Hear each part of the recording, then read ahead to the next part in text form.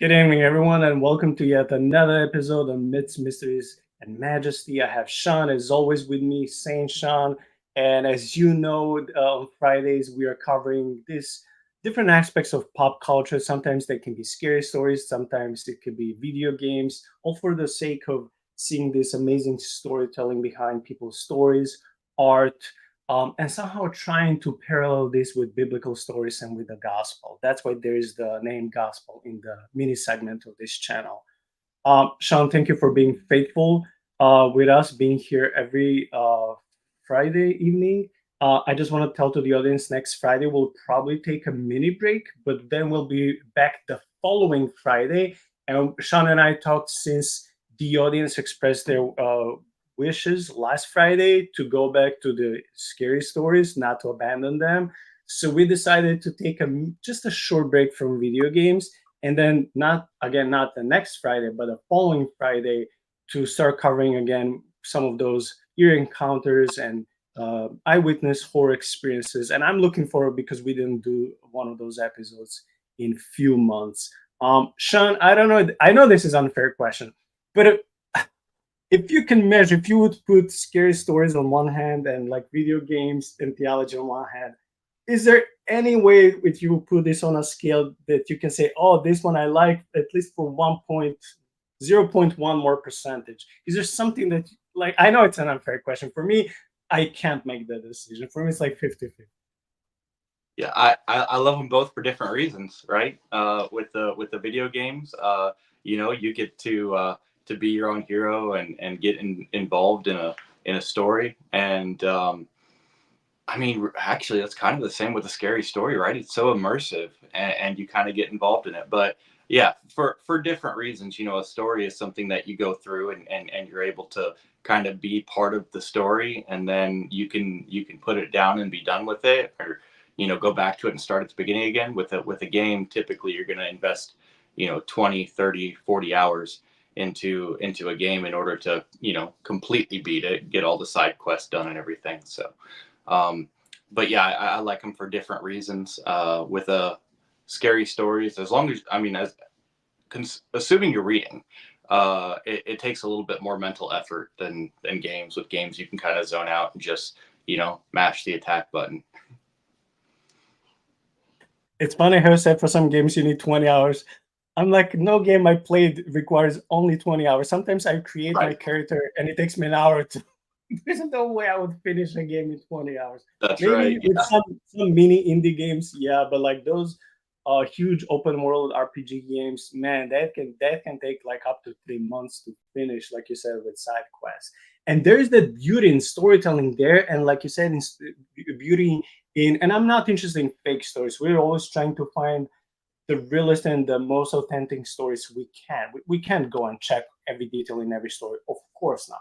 We're trying to find authentic stories and think about ourselves. Hey, what would you do if you were in their shoes? How would you pray? How would you fight these entities? would you be writing? Would you be running away? Would you be hiding? What would you do? And like in everything, like I said, we try to give our God the glory. And I see at least one parallel in both segments. Yeah. It's storytelling. And I always remember Jesus.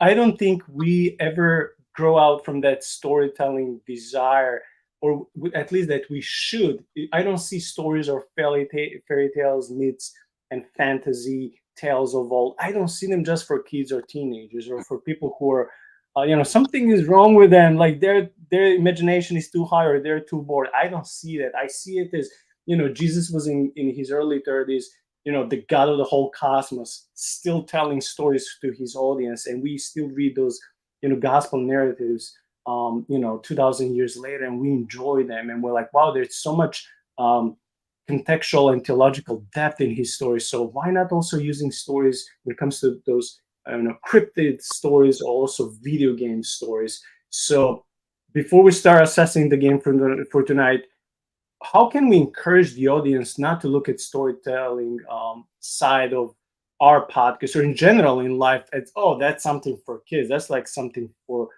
fairy tales and kids, books for kids? How can we encourage them to pursue storytelling and to see the beauty in art?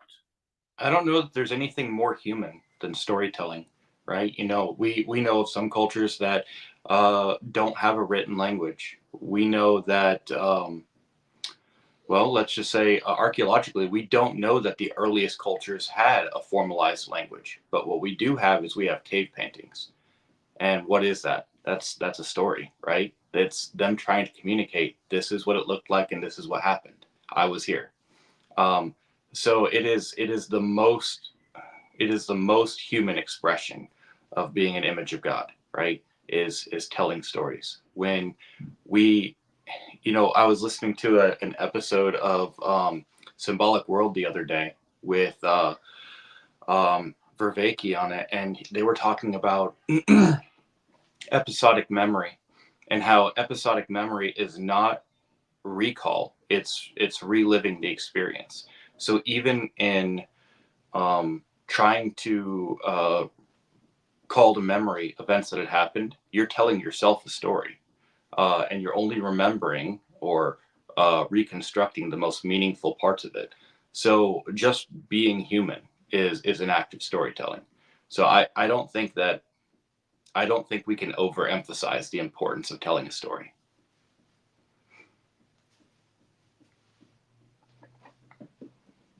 Thank you for that.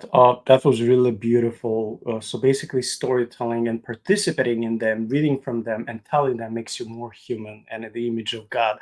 I love that. I just want to say the reason we picked this game for tonight is because a friend from work suggested this game. He's like, "Hey, there's this adventure game. Sherlock Holmes fighting with the cosmic evil with Cthulhu." And I love Sherlock Holmes, and I also love Cthulhu. I never played this game, but I was like, okay, it's like a detective investigating game, so we can take a break, a pause a little bit from all those RPG and action games. So I didn't play this game, Shaun didn't play this game, but we are looking forward to start assessing it. That being said, I'm gonna play 1.25 speed, so we can do everything within 2 hours.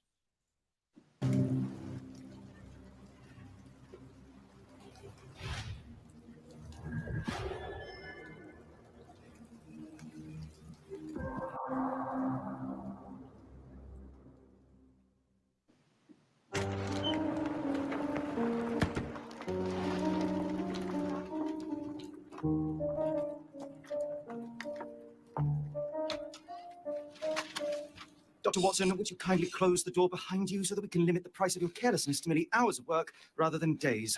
My apologies, Mr. Holmes. I found myself rather taken aback. I saw tidy houses in war-torn Afghanistan. Are those my surgical needles? I ran out of tacks and the matter required immediate attention. Was that my supper? Plainly not, for I was the one who ate it. Better decide for this evening. And for that I am grateful. Is that my bed? Watson, since you've proven yourself a master of observation, might I ask you to apply your skills to a more pertinent question, namely the whereabouts of today's newspapers. They are the key to everything. The newsboy is usually reliable. Medically speaking, I often find that the key to everything is good sleep. In a bed. Your papers are here on the table. Let us see what the postman brought today.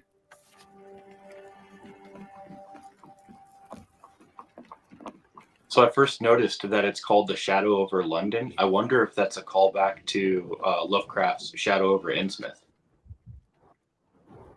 That is possibility. By the way, I also wanted to ask you, even though most of us like more Sherlock Holmes, there's still people who appreciate more Dr. Watson's, I don't know, the way he brings balance to the team. He's more sober. He's more okay. Maybe his IQ is a little bit less, but he's that good guy, reliable friend that every hero or every one of us needs. So, I think it's very hard for us to imagine Sherlock without Watson, right? Right. That's preposterous. I almost think of the difference between human intelligence and like an AI intelligence, where you have the AI that's capable of perceiving, patterns and stuff, but then the human that kind of brings the more emotional human element to it. No, that will not do. Grab your coat, Dr. Watson. Let us hope nobody has collected the dustbin.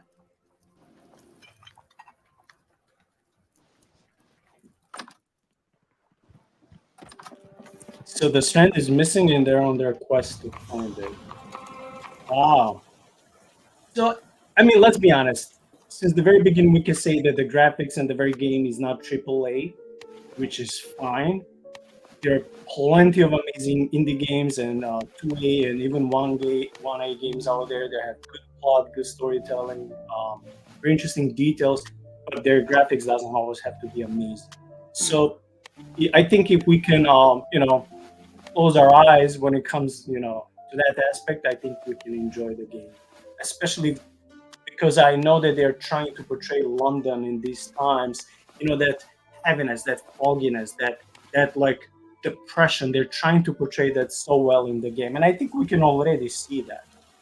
Yeah. Well, and I was going to say, even though these graphics are not they don't compare to Wukong, but 5 years ago, these would have been top of the line graphics. So it's not, it's not like it's going to hurt your eyes to watch it. It's not super pixelated, at least not from my view. Oh, yeah.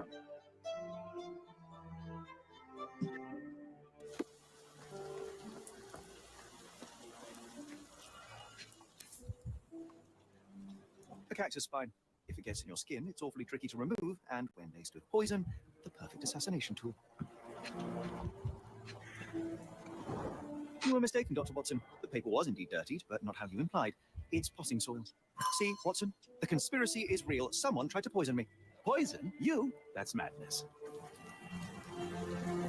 Get the Strand. Get your copy of the Strand here. Sorry, Mr. Holmes. I just sold my last paper. Glassed. Then why are you still here? Boss pays by the hour. No sense in returning early. You're a bright child. I presume you see everything that goes on around here?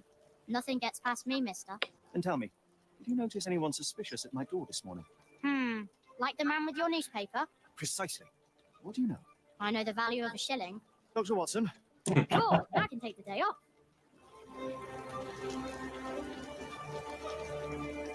Did you see what he was up to? Nah, not really.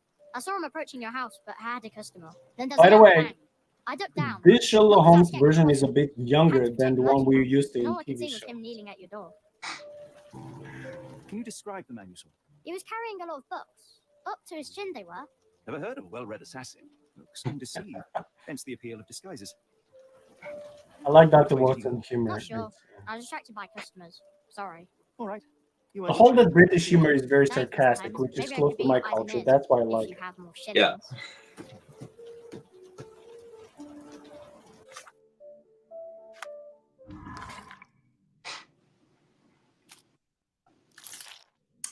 Okay, so he has this. I guess this is either his journal or some.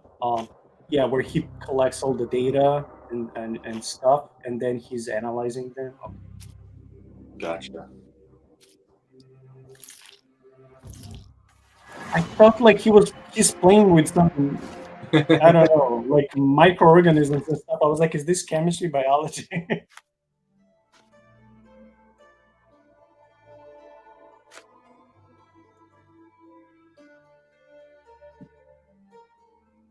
Come now, Get the Mr. Holmes. Strand. Murder? Get your copy Yes, of the Hans Strand has his here. purse, but he also has his scruples. Not every pawn knows it's part of the game.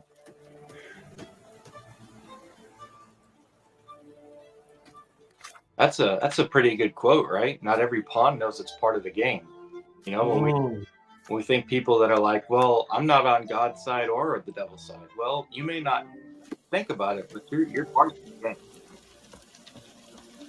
That's a good point. Yeah. And you know what? I don't want to be so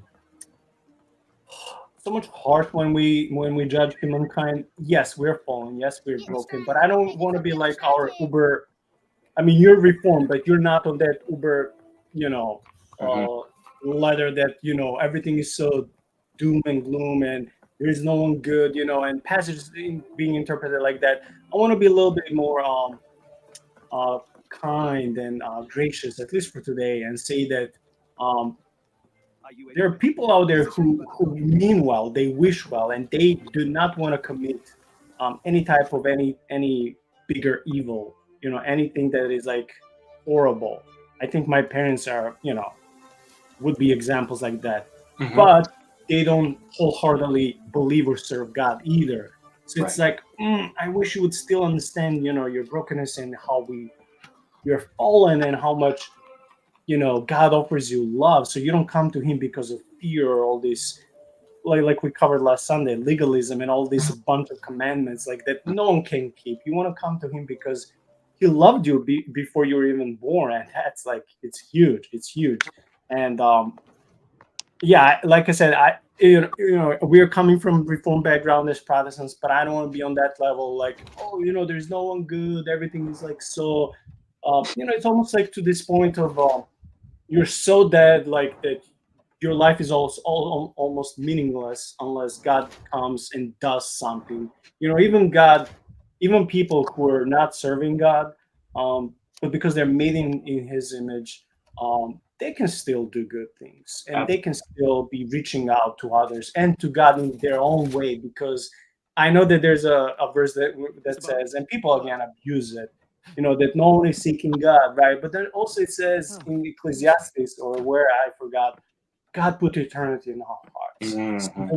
the reason we want to do good, the reason we want to forgive, the reason we want to serve, the reason we want to see the big picture and try to be Would you care to answer some questions? positive about that, and be hopeful. I think that's all of God, indwelling us and putting his image in us. Even in our fallen state, we didn't lose that. Absolutely. Yeah, I think even some of the if they're thinking people, some of the more reformed people would have to qualify their doctrine of total depravity because it just doesn't match with what we see. People are genuinely reaching for the good, right? So it doesn't mesh up if you just take it as, hey, all people are just purely bad. That doesn't match our experience of reality. Basics of cryptanalysis, cryptography in Egypt.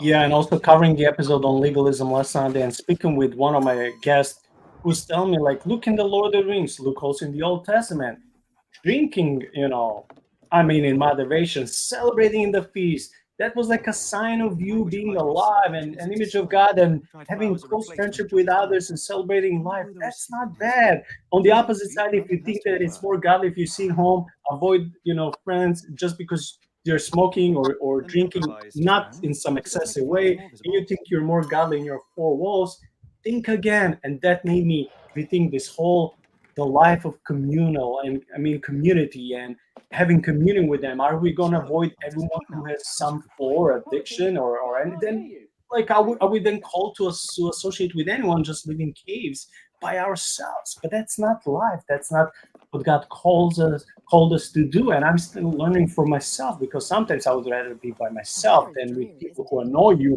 who maybe you can just come up with any reason A, B, C, D, but then God called you to dwell with them and have life with them and to break bread with them and to love them and suffer their annoyance, suffer whatever they're carrying, because you may be the key to unlock something that God wants to do in their life.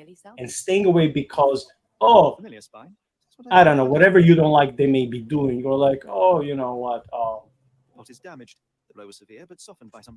I'm just an example of drinking and smoking. For some other Christian, could be something else. But I think we could be missing the point because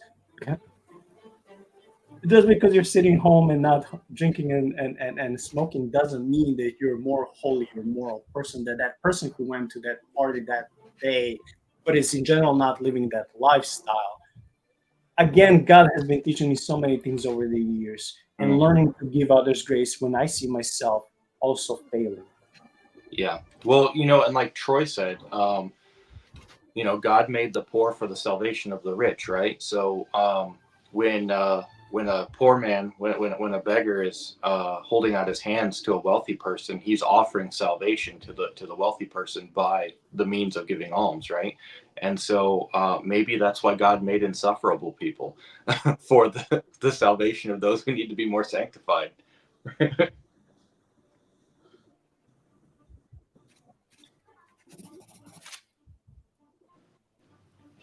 My condolences, Mrs. Fleming.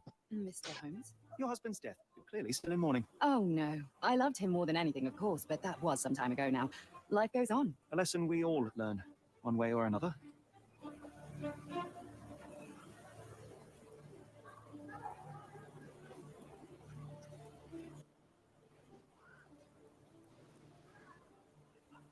So a moment of sharing personal story.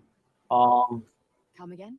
The cactus. Until a few years ago, I had desire, watching, reading the Bible, thinking And about Rosalind can give evil, vitamins, but we still grow them. thinking how you can Cactuses contribute, comparatively harmless. Though you have me thinking it might helping be valuable. people, I was under the impression that you knew its think presence. about your calling and ministry and mission in The first time I life, saw this cactus was when I especially came as back a from my male, break. because we have that so much, Mm-hmm. I don't know, The flowers in Barn Shop. being like deep in our Well, chest. use a bit of water. So I wanted to even apply working for FBI I'm and not be, sure I'd follow working Mr. on Holmes. cases think they're that you there? can Are actually you help suggesting people if the you flowers guys for me? as a team, Seems like you would musical. catch a serial killer or something like that. To me, that was so interesting. It wasn't about money. It wasn't about even like, oh, you work for this and that organization. To be like, no, we are part of a team that has a mission, and the mission is like, Yes, of course. you know, um, But we haven't shared when the much evil time. steps to the certain Each morning I go for a walk to in the park crosses a with my dog, certain and boundary, most days you'll be a it's part of the Shaun team there with that his will new say puppy. no more. So we So see you'll each be other. there Actually, hunting the it was evil, meant to be like while our dogs like those played. wild He dogs. was You'll be on their born trail. insane You'll be downstairs. putting, like we see in movies, But since all then, those it never details, spread. all the I all the often see his pictures, shadow all in the the shop clues, all window. the data on the Sometimes I wall wonder or what he thinks about drawing us board or sharing whatever his you have. face. And as a team, you'll try to come to the conclusion and to psychologically analyze this person, or maybe if there is more than one. I To know. me, that Very that original. that was You want to tell me so the answers? appealing. I mean, yeah, I also wanted to be, I don't know, like a priest or like a archaeologist, everything that will have to do with bigger purpose, discovering something, helping others. But also solving cases was also part of me, like, I mean, I never went that route. I don't know that it would work. And also you have to go through rigorous physical training, not just, it wasn't just you're sitting in the office and solving cases. But I'm just saying that there's still that little small part in me that will be like, you know what? I would like to help people catch the bad guy, especially if one person is causing Perhaps harm I have to been chasing numerous shadows. people. Do not You know. despair, Mr. Holmes. Even the best So, of us make mistakes. When So I when I got see games like this, I'm thinking about that. Mr. when I got Barnes, my I know what you did, my and I know degree why in you criminal did it. justice, I thought about going and pursuing like being a detective. And I was like, it's super analytical, You ordered a super, cactus from the something that would plant be and right you up my named it for alley. Mrs. Fleming as a Um, gift. You but placed then, flowers in the window all to the get her stuff attention happened with and wear high heels the to appeal to defund her the and more police, and then desirable. you just kind of are watch the and you secret see all the admirer. bad stuff that's going on, and you're kind of just like, I I couldn't like read my this morning's peace, edition of right? The Like Strand I because it was like covered in as soil a and garbage man, spines. nobody I messes know with you you, dropped the right? cactus on a table thread. Everyone wants their garbage picked up. Barnes, So it's they're not always important. happy to see me, and Rest I assured, we even are give not out interested in suckers to the disclosing your kids. personal And affairs to it's anyone, like including I Mrs. wouldn't Fleming. want to lose Please that. come So God kept me where I was, and now He's allowing me to do stuff with So you know what happened podcasts then? and reach I people, was and on my way back from the that's post office, awesome. having picked So up the cactus and some He books. It was closed the funny, door I guess, and you too. opened a And window. when I got to your door, I dropped the cactus in your paper. Forgive me.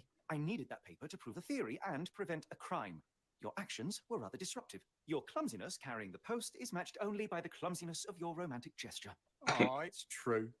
I am useless with this sort of thing. I'm not even sure if Mrs. Fleming noticed.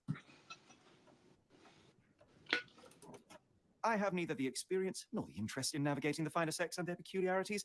So I just want to say that I saw this right. beginning part, Yes, and of it's course. the So, slowest at and the last, least we return to the interesting. matter of the But as we pictures. move I'm forward, investigating a string it will of become more burglaries. Did you sinister and perhaps read of any interesting, and before we'll the see edition more was of spoiled? Cthulhu and I this don't dark, recall, mysterious but you're welcome to read our atmosphere. copy for yourself. You had an issue But with I the experienced standing games all like this where you Well, have to be so naturally. patient, I even am a movies or bookseller. novels. I have a Like, subscription to every magazine and you know, you read a newspaper. book for the So first you ought to be 50 familiar with the pages is concept of boring, but burying when the you lead. cross that 50th no, page and my come to the apologies, Mr. 50th Holmes. first, you're like, oh my I'm god, forgot it to was over worth waiting. So this I'm game an expert on also two has a little bit languages slow and beginning, translation, but and you know, Yes, it is yes, what it okay. is. Just give me the paper. Well, and you know, and Lovecraft's longer stories are like that too. You know, where they start off and it starts off just completely normal, and then starts including a few just a little bit weird elements, a little odd that you don't really, you know, you could almost pass over them. But you're like, what? And then they start to compound, and by the end, you have full-on An monstrosity. assassination did seem rather unlikely. There was supposed to be another burglary. I was Yeah, I would say that games like this or novels Something you like wish to say, Lovecraftian Doctor? horror No? genre is Well, not for everyone. Not just because, I'm okay, it can be production heavy, and depressing, recognition. all that. I'm just Perhaps saying that if for they'll people who acquire don't have I see patience, things that are not it's there. not for you, Yes. most probably. It is. Right. And there will always be burglary. Well, that kind of reminds Isn't me that of a Dungeons rule? and Dragons. You know, So if you don't seems- have 2 hours Forgive to me. put together a Without character something and to offer, roll their my mind might stats, turn into an entirely different place all animal. their talent Which brings us back points, to my you news know, from once you get into it and you're I just have a staring case. across from Oh, each really? other rolling dice, Truly? it's Indeed. probably not going to be Perhaps for not you as if you're not a thrilling as patient short stories person. from Cordona. A patient of mine, Captain Stenwick, told me that his servant disappeared. I said I knew just the man to help. What do you say? Oh, Watson. Yes, I know it's not the most tantalizing mystery, nor the story to launch my. So a person is missing, which is way more interesting It's than brilliant. the newspapers, Let's go. the channel Oh, is. good. Right. So Well, it's his house getting, is nearby. Come. so, you know, it's unwrapping little by little.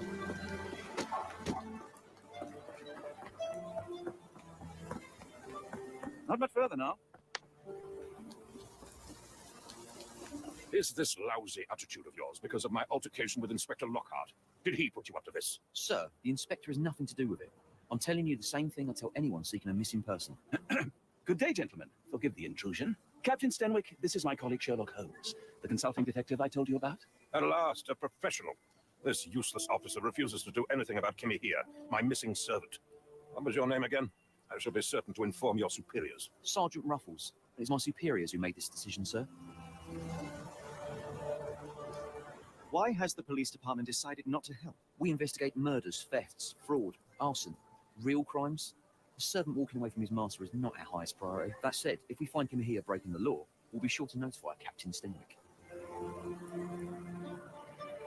Have there been other disappearances lately?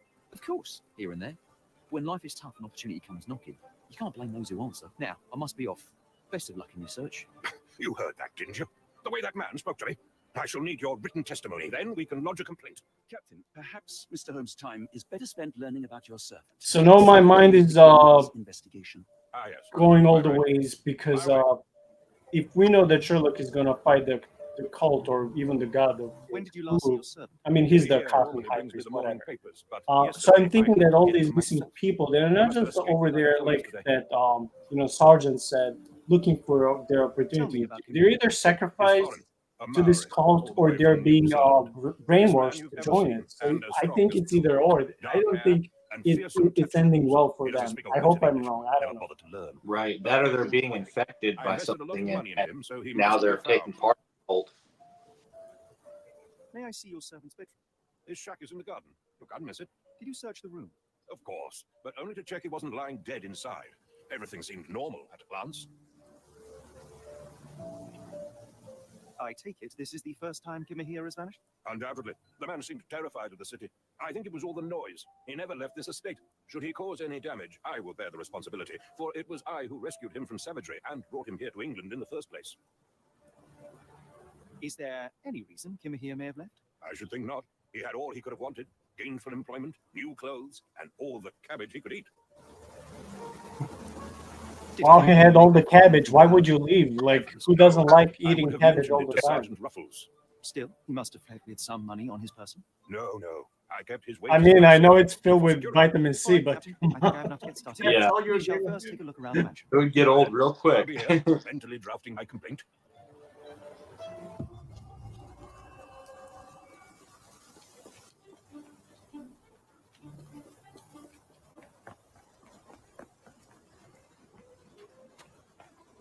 Okay, that's interesting. That human monument like had. Yeah, I noticed that too. Could have left these tracks. They seem fresh.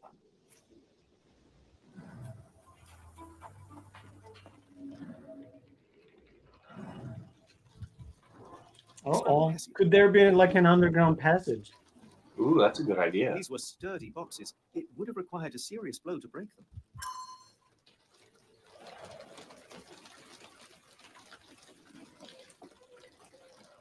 And you can hear that annoying The sack of grain. rain and dripping. Someone hit their head here. That brings a little bit to the atmosphere, especially when we cover horror games. A small lace spyglass. I like that.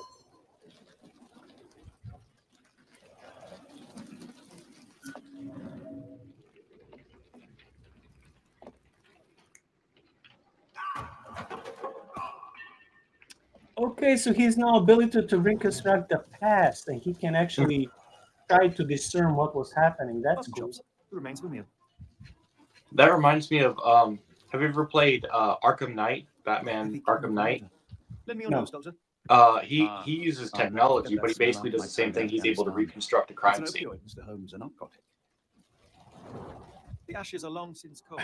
Funny, because when you play Witcher, he has ability as a non-human being to see invisible things and things in the spirit. So he will see like trails that a regular human person cannot see, and he will be able to following the blood trails or any other trails, maybe smell in the air. He will be able also to reconstruct certain well, maybe not the whole cases, but parts of the cases that will lead him to find the person or the monster, like because he will be also fighting a plethora of different monsters, including vampire.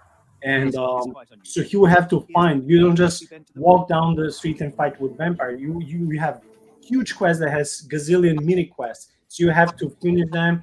You have to follow clues and find those. So I'm just thinking, man, it sucks for Sherlock Holmes because he's just a human being. He has to do everything logically and everything. So it's like everything is slow, especially because these are not modern times. You know, Right. he doesn't have that. They don't have cars. They don't have electricity. They didn't have all those gadgets. So it's like back in the old times. When he was sitting there as he's interviewing the guy with his fist up, I thought he was holding a recording device, and I'm like, when is this supposed to take place? Someone knelt here. The amount of chewing tobacco suggests they were waiting a while. Amazing, Mr. Holmes. To read the ground like an open book.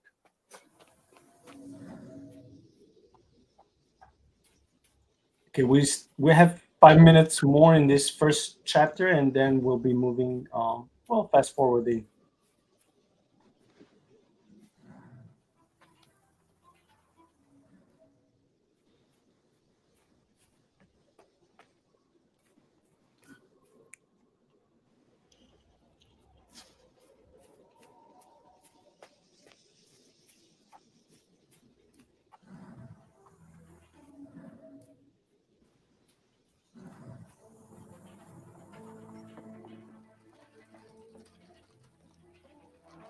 Is this a taniwha, a Maori water spirit, or something else?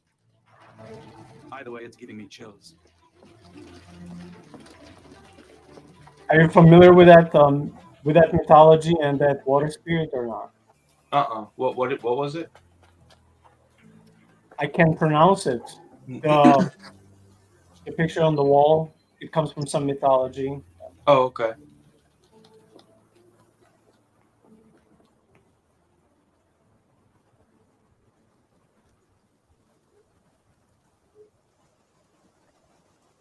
Are you joking? Why would I know this?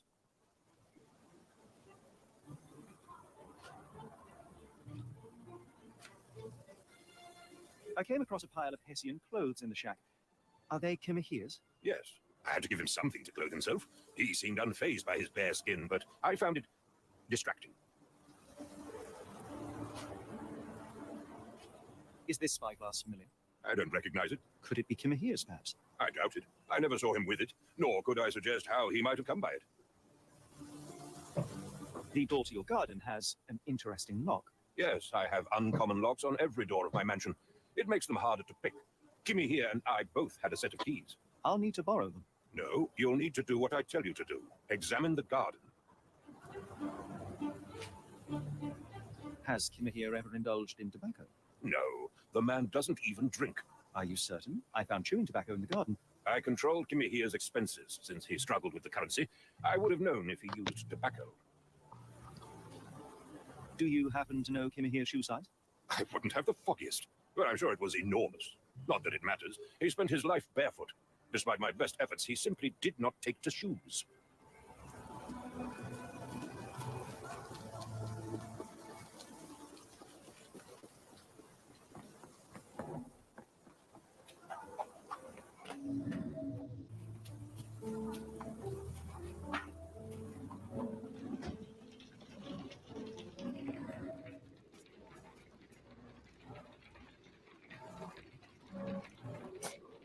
But imagine how much thoughtful you have to be. Well, not just thoughtful.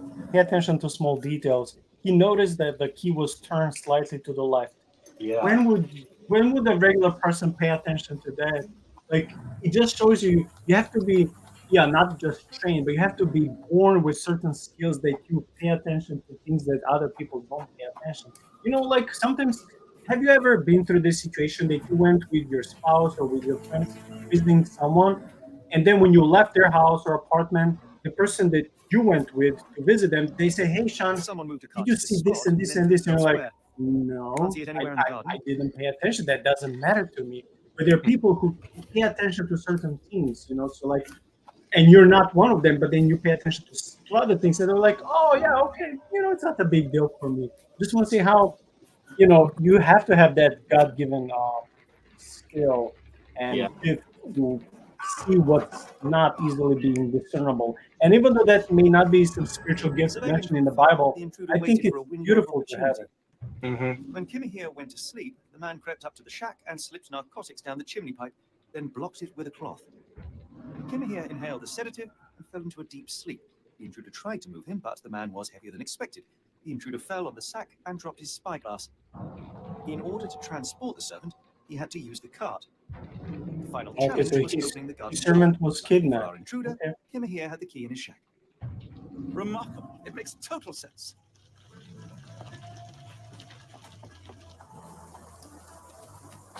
Okay, I know that now they'll be moving to another chapter. I just wanted to skip to this part. Strange symbols. Don't recognize them.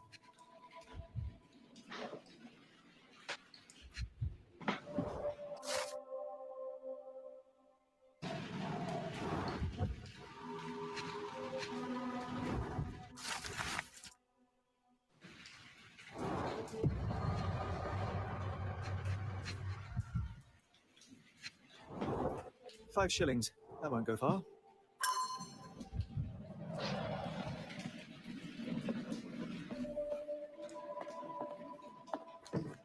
The hairs on the back of my neck stood up.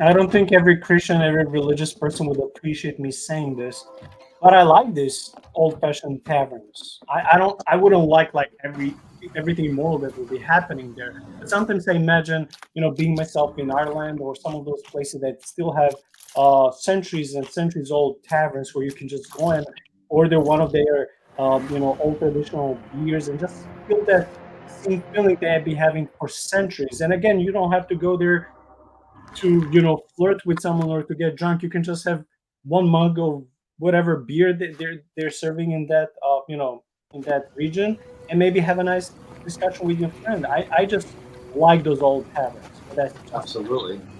Yeah. From what I understand, in parts of Europe, like that's still the place where like you go to gather and meet people. It's not like in the United States where you're like go to the mall to meet people. You want to go and hang out with your buddies. You go to the bar or the tavern. Yeah, and what's interesting that usually taverns, bars, and clubs and pubs, they always in Christianity they always associate with like, oh, these are the worst places a Christian can go. Okay, I understand. Most of the time, yes. But then when I heard this from one of my theological Really, Holmes, professors what's beneath you? who told us, My hey, do brother you know, would like say that medieval it is Germans great would good. meet in taverns over beer and discuss theology. They wouldn't be drinking crack and is also fist use. fighting, but they will have friendly conversation, maybe sometimes even more spicy arguments and dialogues over beer. So Mm. it's Good like quality, but torn in many spots. I'm just saying it's interesting. I'm just saying that the tavern doesn't have to always associate you with drinking all night and getting wasted. For me, it can lead me like with medieval Germans to theological discussions, or it can be like in so many fantasy movies and video games, a place where you come to warm up. You may exchange goods with someone. You may order a nice stew before you go to bed. You may pay to the innkeeper to rent a room. So taverns were always those places of refuge for a traveler to find a refuge for a night, get new supplies. And again, if you're a video game, like you go further. I mean, look at the beginning of the Lord of the Rings. Like Aragorn is right there in a tavern. So for me, unless there's fist fighting and getting wasted, taverns can be very cool places, to be honest, especially with that old furniture and that old you know retro look. I mean, I think it gives that special spice to what we have in modernity now. Those old things make me, I don't know, excited. Yeah, I think we forget because of Well you know oiled what and well maintained. the temperance movement and prohibition did in the United States for alcohol. I think we forget that for almost 2,000 years, that's where Christians went with the tavern to discuss important matters. And even to this day, I was listening to a podcast and they were interviewing a Catholic philosopher, and he's like, "Well, what does a Catholic philosopher do?" He says, "I spend a lot of time at bars." And he's like, "Well, don't tell the audience that." And he's like, "Well, no, I might order a drink or two with my food, but I spend a lot of time talking to people and just trying to figure out what they think about things." And also, let's be honest, when you go to a bar or Just as I expected. a pub, it's not the same if you go during your lunch hours or if you go 11 p.m. It's Right. not the same atmosphere at all. It's not the same people. So Yeah. usually during the daytime, it can be, unless they're strippers, right? So let's talk about modest, normal, regular bar or a pub. I think it can be pretty much innocent if you just go with a friend, or maybe you bring a newspaper, or you're doing your homework, or maybe whatever. You can order your drink, even non-alcoholic, stay there for an hour to mind your business, talk with someone, go. It's not the same if you're spending their night, like especially staying after midnight and participating in certain things. It's not all about that. So I mean, I don't go, so I'm not trying to justify that. I don't go to bars and clubs. It's just not my thing. But I'm just saying, you don't have to be afraid of all of these things. Mhm. But no, I totally think you're right, especially if you go to a bar that offers food other than just like a frozen pizza that they throw on the pizza cooker. But if you go to a place that cooks their own food and stuff, the crowd around lunch or dinner time is going to be much different than the crowd at 11 p.m. I paused the game intentionally because of this quote. Do you like it? I mean, it's creepy, but it's powerful. The only way forward is the abyss. Oh wow. It sounds so much Lovecraftian. But I mean that is super I mean applicable. Oh, what was it? I think it was it on Faith Unaltered that they were talking about Genesis and why it started off with darkness before light, and they were talking about darkness representing potential, and so the abyss being the dark or the water is archetypically pure potential, and so the only way forward is into the potential or into the unknown. You basically, the idea is you've exhausted all of your possible resources, so now you have to go to where you're uncomfortable. It's harder to breathe here. What is Look, he's in a sort of a upside down world. Look, Yeah. we were talking, so I didn't see how did he go underground and find this portal. But I'm glad that the atmosphere is finally getting more scary and more Lovecraftian. Now this is spooky, but I'm enjoying this much more.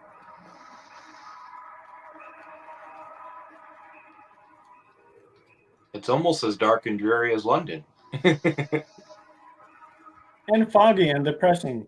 Do you know that most of the time throughout the year it's raining? They never have a hot day. For them, hot day would be, I don't know, maybe 60 degrees. That's hot for them. I Wow. mean, I don't like 100 degrees temperatures in in Texas. I mean, even in Illinois and many other states. But dude, I don't like having 50s or 60s as the highest temperature either. I would, for me, sanity is perfect. There are 2 recesses.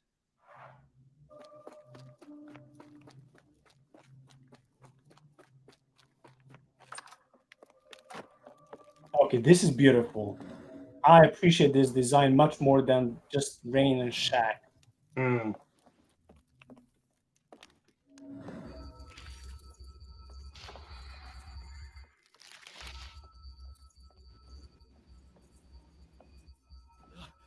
The stench.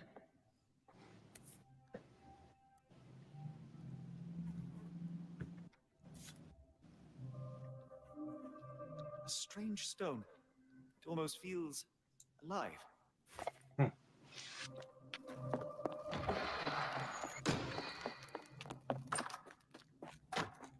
One down, one to go.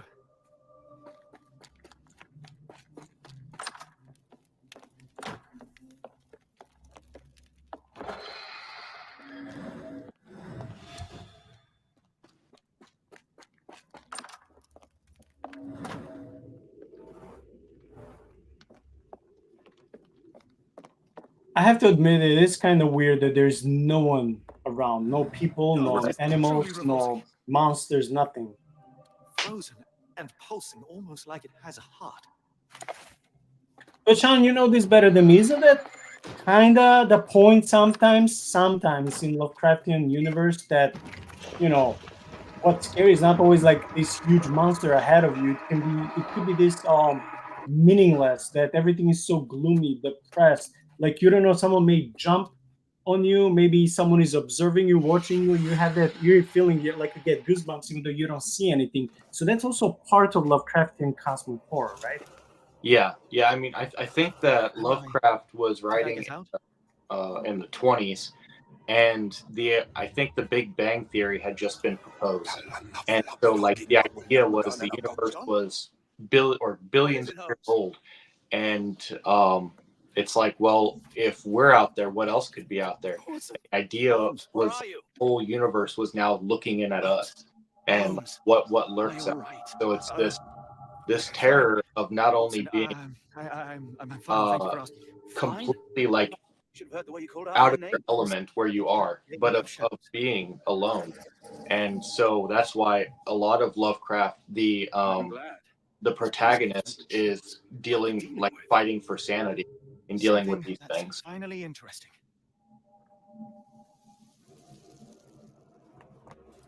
So in the meantime, oh, go yeah, I ahead. just want to say in the meantime, Dr. Watson joined him. He discovered this body. Before he died, before he just became, dead body, this Abdomen person is started full of speaking in heat. tongues, not in the tongues of the Cyanosis Holy of the lips. Spirit, unfortunately. This man was And then, I mean, Sherlock Holmes got creeped out, so Dr. Watson came to aid. But that monument over there, like with mini Cthulhu, that's super creepy. Mm-hmm.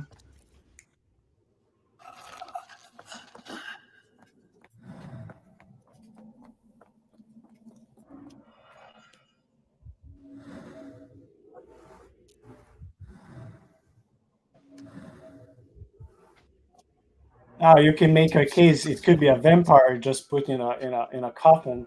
Oh yeah. Small bloodstain. Not Hope not. serious. The strength it would take to carry this crate, let alone break it.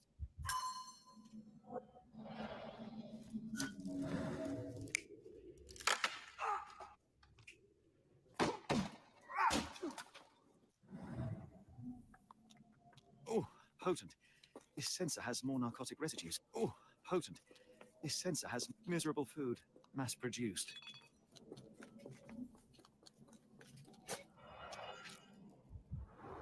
These clothes are missing buttons. They were forcefully removed. Dumpra, a staple of lecture men's attire in Nepal. gathered from dozens of people at the very least. I must have seen this one before. That explains my hallucinations.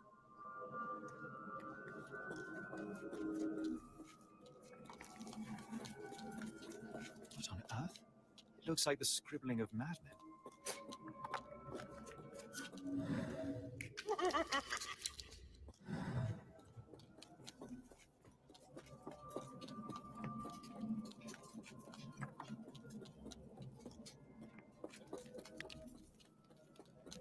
Who are these people?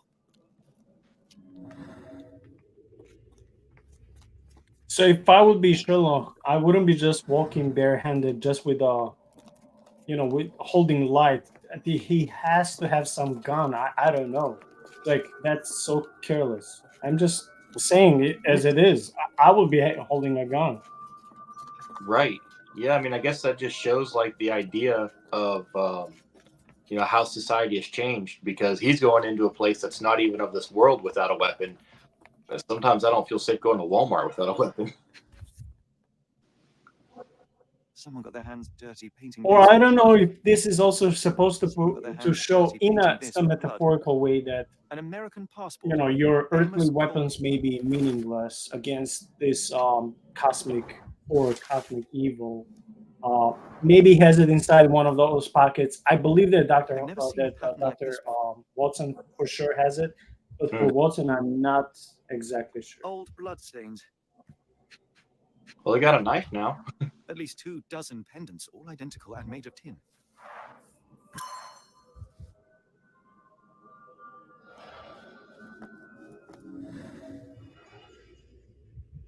Ooh, this seems interesting. Like in many RPG games, this will be narcotic substance, much like the one a very regular alchemist table. Like you're making some potions, trying to heal yourself.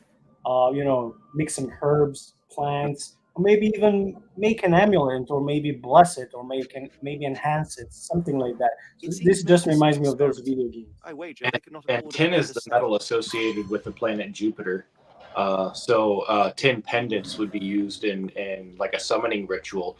If you read and don't read, but if you've read the Simon Necronomicon, there are certain deities that are associated with the planets, and the one that you want to summon that's related to Jupiter, you'd have to wear a pendant of that metal to protect you from it, because obviously it would try to kill you.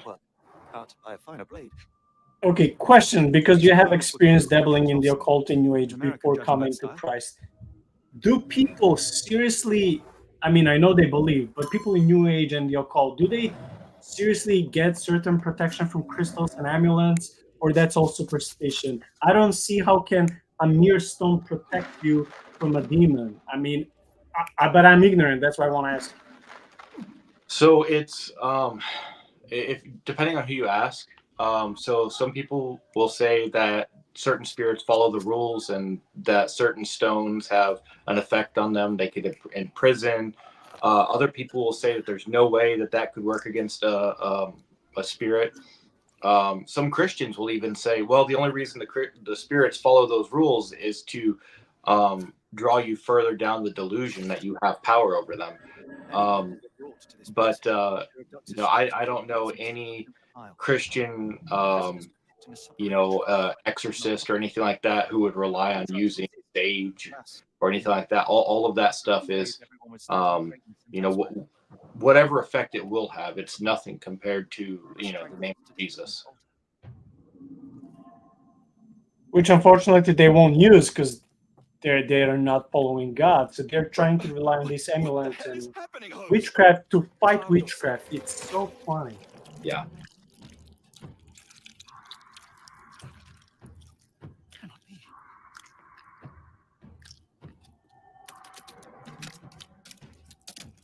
What is it?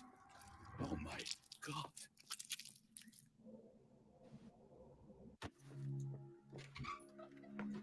Please tell me we found all we needed to, Holmes. I think we found a bit more than that. Yet we have no clue as to where those people have been taken. And that's where... Okay, I'm also fast forwarding. This is another chapter, and then we have the last one, and we'll be pretty much done. The Call of the Bayou. Is this something related with when Call you of read this word? I'm thinking about Louisiana and those places that have witchcraft and stuff from. Yeah. Okay.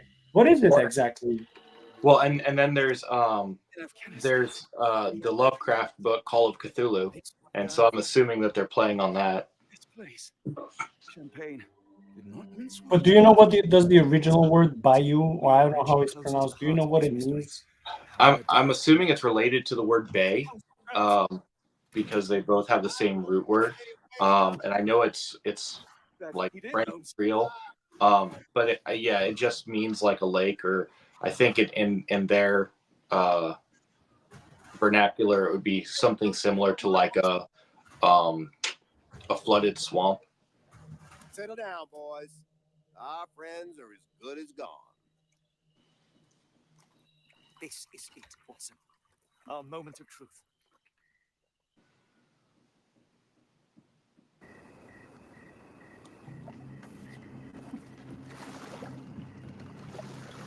Holmes, do you believe the sheriff that we won't escape? One cannot be hurt by superstition, Watson. I don't know if I'll be afraid more of Cthulhu or alligators here, More likely to see you or there. bandits. Let's go. Everything you can think of can attack you in a swamp. Mosquitoes. Yeah.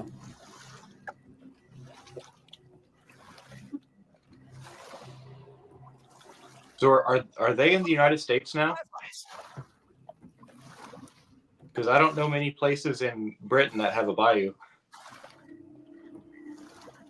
That's a good question. I don't know because we've been skipping, So yeah, we don't have enough time to analyze the whole game, so I've been skipping. I don't know. I know they have bogs and stuff in like Scandinavia. I don't know if they have the same thing in Britain.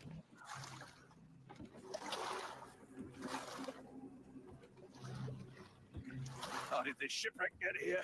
Let us just ensure we do not end up the same way.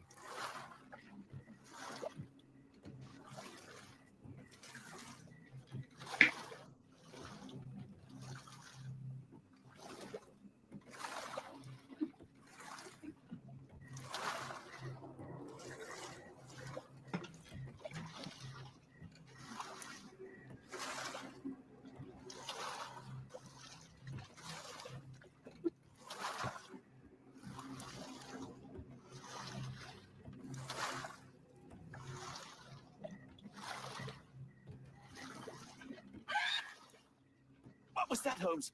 Whatever or whoever it was, we should ready ourselves.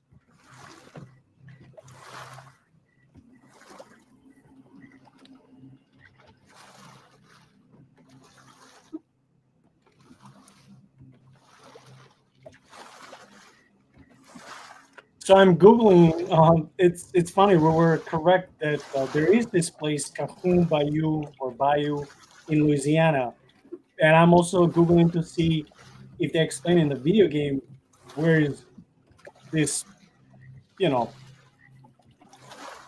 like imaginary place or bayou, where is it located? But it doesn't say. But I've more than had it with these damn mosquitoes. I would assume someplace like over by, like I'm assuming New Orleans. Of course, I know that's a huge city, but that's a city with a very dark past and a bunch of syncretism, and it's like the voodoo and witchcraft capital of the United States.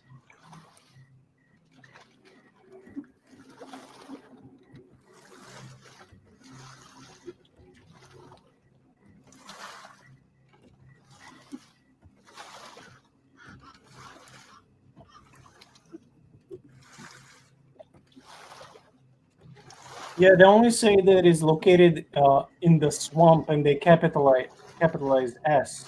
That's all I'm getting through all these different websites. So yeah.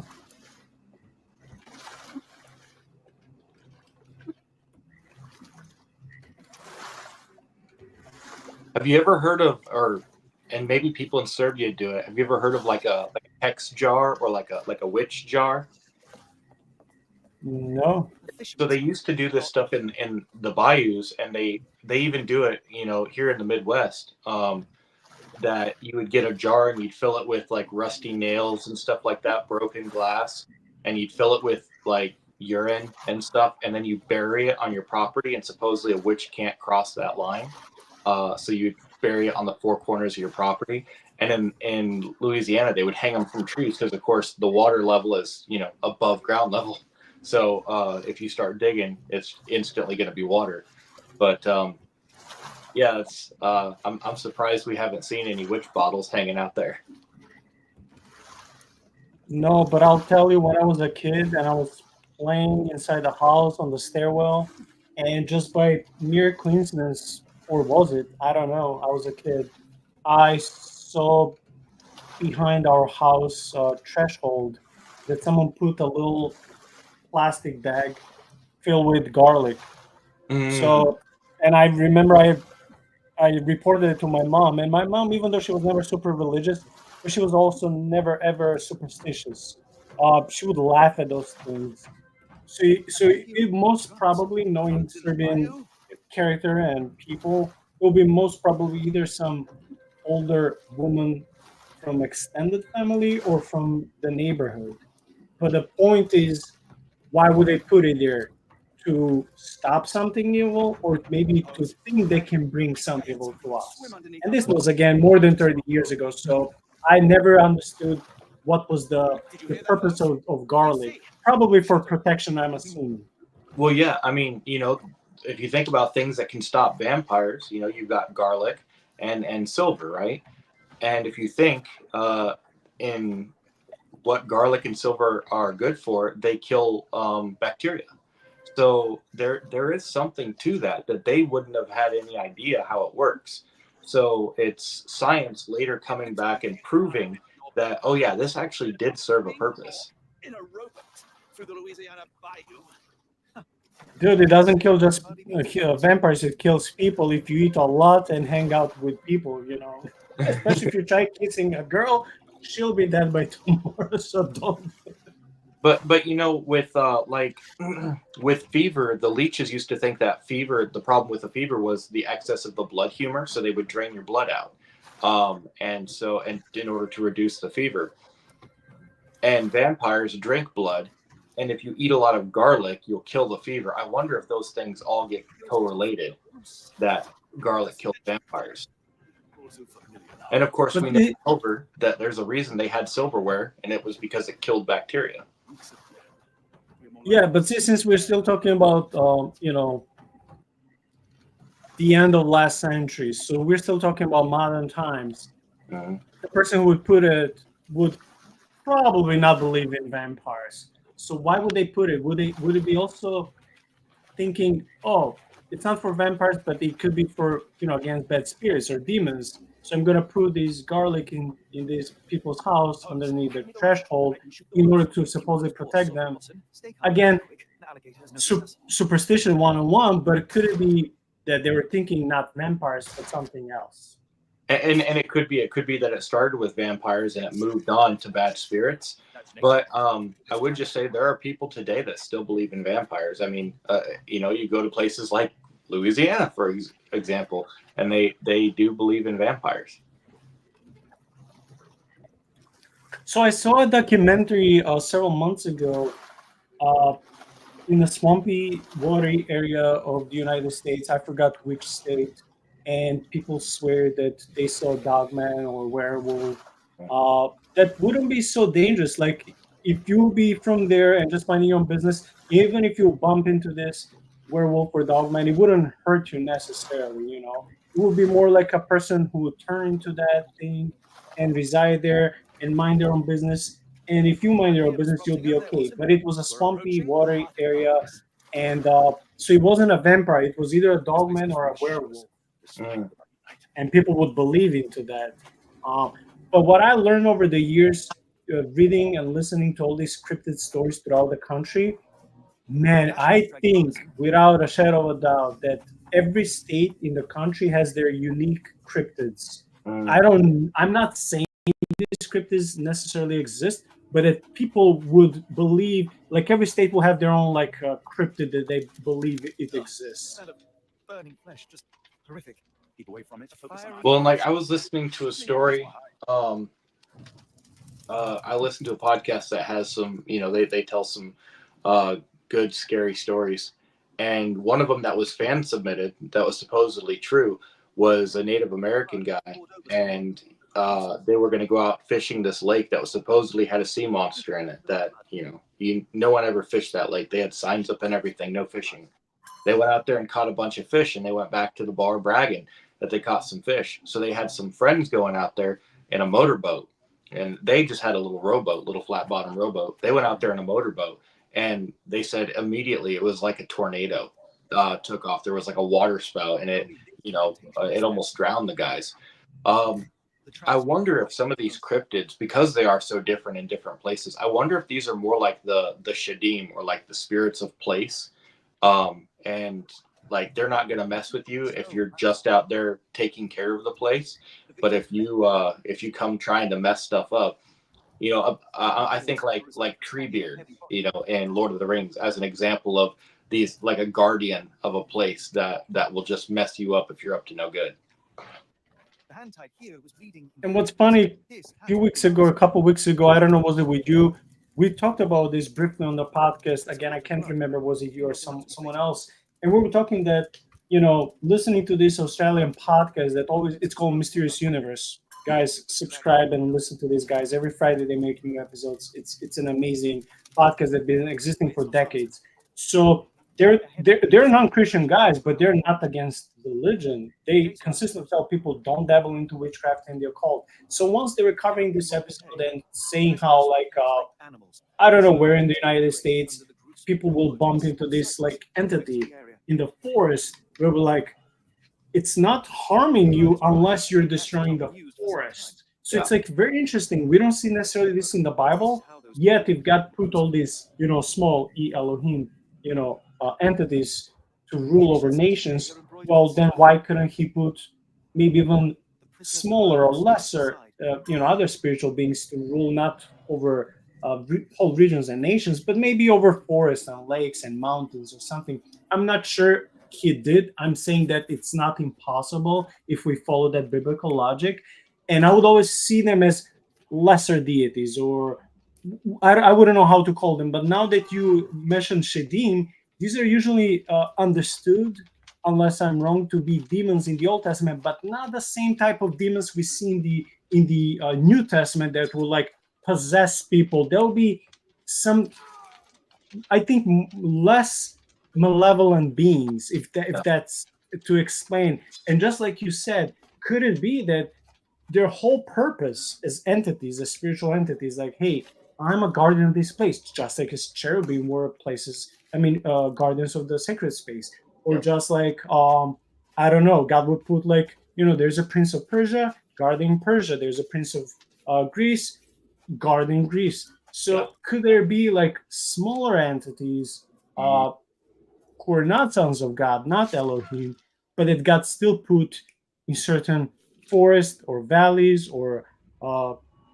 regions? I don't know. It's not impossible, and that's so hard for us because we as intellectuals and academics in 21st century, we want to classify everything. That's what we do with the Bible. We try to systemize everything, and it's like we take biblical theology, put everything in order, and say, oh, here's systematic theology. Yes, but also God doesn't work always how you make your patterns and your graphs. It doesn't always work that way. So that's why I'm thinking, even now with all these entities, I wouldn't know how to classify these entities. They're not good necessarily. They're not bad necessarily. Could they harm someone? Probably. We heard stories. Why did someone deserve that? Do they have that authority from Yahweh? Like, so many questions. And again, it bothers us with our 21st century mentality, because we want to classify and understand everything. This is good, this is evil, this is black, this is white, finish. But it doesn't work always like that.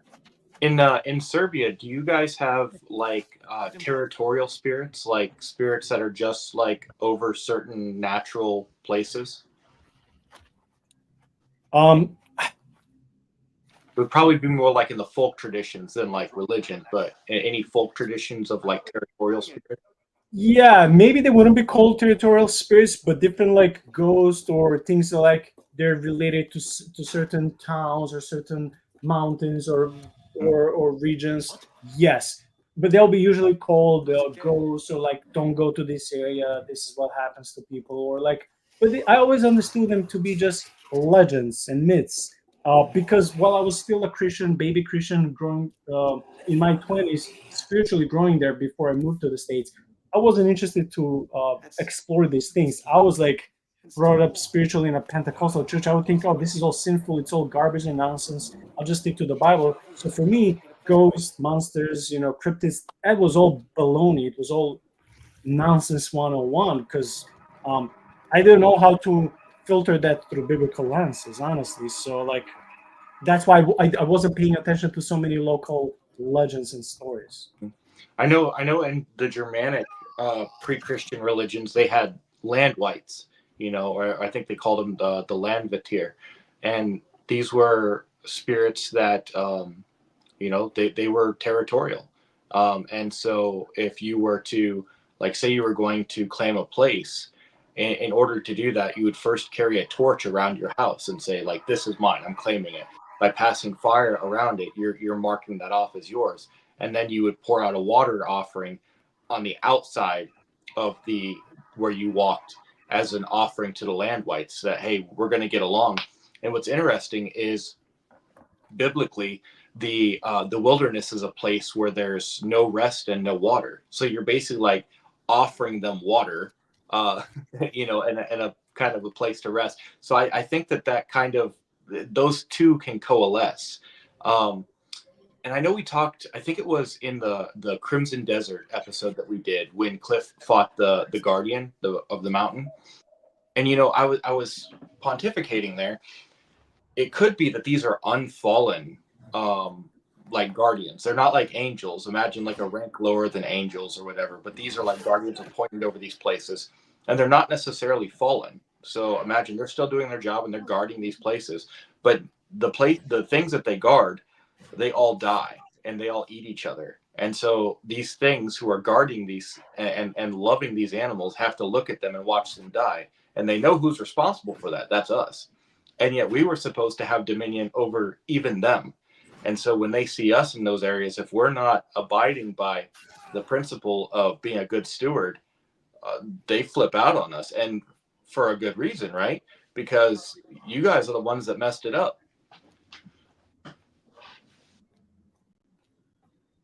See, I just wish in those cases when, let's say you're minding your business, but you want to go with your friends hitchhiking in a forest or national park, where so many people are disappearing.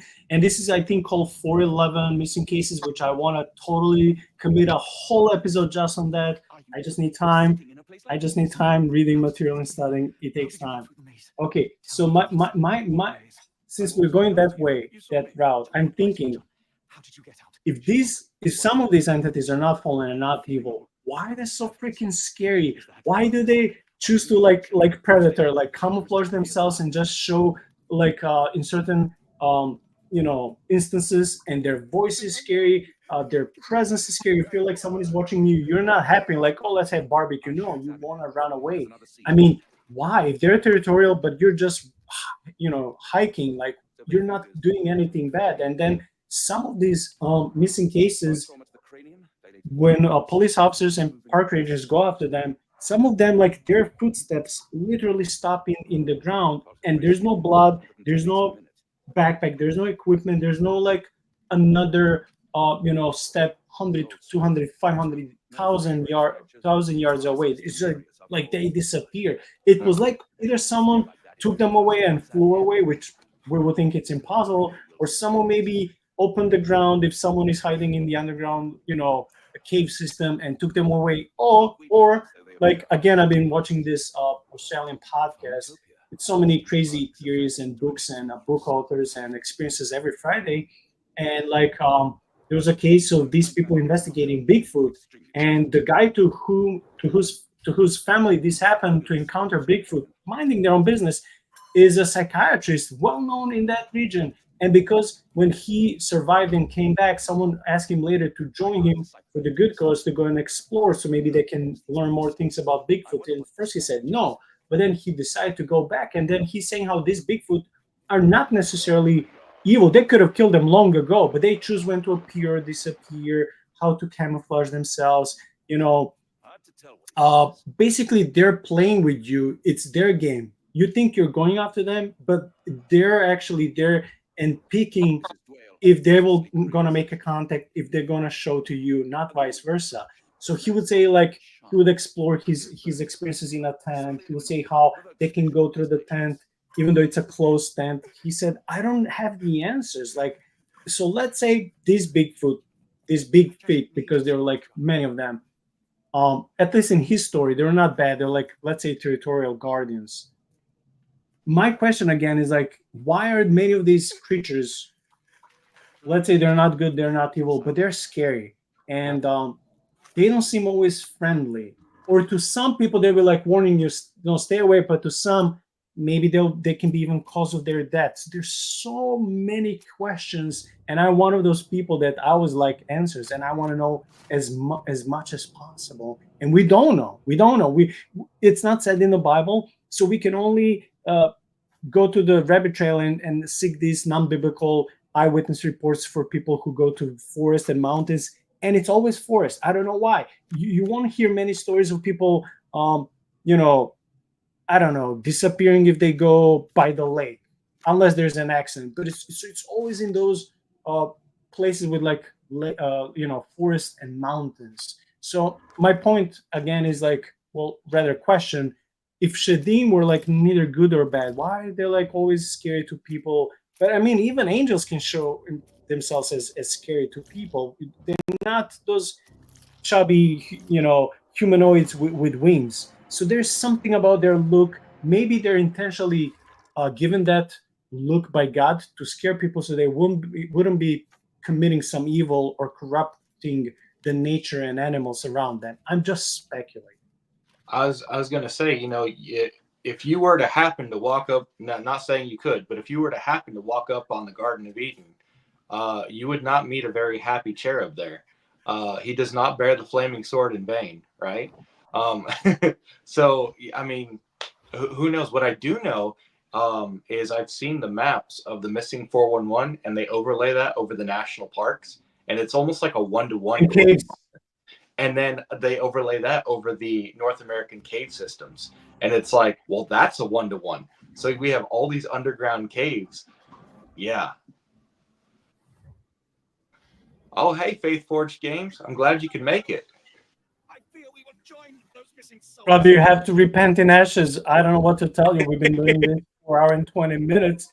You know, assessing this game for you and others who requested it, and then you disappeared. But I have to forgive you because this guy will be joining Shaun and me and a couple of other guys in a few weeks by the end of this month, where we'll be assessing war games seen through biblical and Christian lenses. Are they really harmful as some legalistic, you know, Christian ministers are saying, or they're just form of, you know, like something like a hobby, something that you can do with your friends, and you're actually not practicing magic and not doing something sinister. So, brother, if you're watching this, man, I'm anticipating that game. I mean that episode, and I believe it will be a good one. It will be more of this apologetic theme that we'll be doing, just like last Sunday with legalism.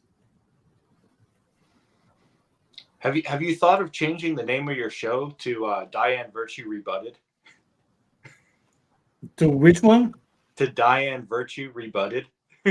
Oh, yeah. No, I don't want to be sued and go through trouble.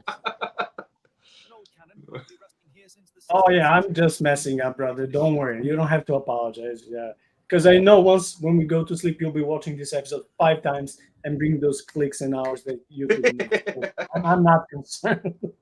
Of course, I'm kidding. A snake eating itself, an ancient symbol of eternal renewal. Fresh marks, something scraped along the. So we're getting close by the end of the game. We still have like 40 minutes. Let me turn up the sound because Holmes, look, there's a body here. the weather is getting worse. Holmes' case of missing people. It's so funny, Shaun, because we were just talking about 411 and missing people in you know, national parks, and Sherlock Holmes is dealing with something similar. So the plot is getting you know, more interesting, and these are the last 40 games in the game. So if you don't like spoiling and you want to play this As you game, inside maybe the don't room, watch someone fell on at their this back. point. I don't know. It's up to you.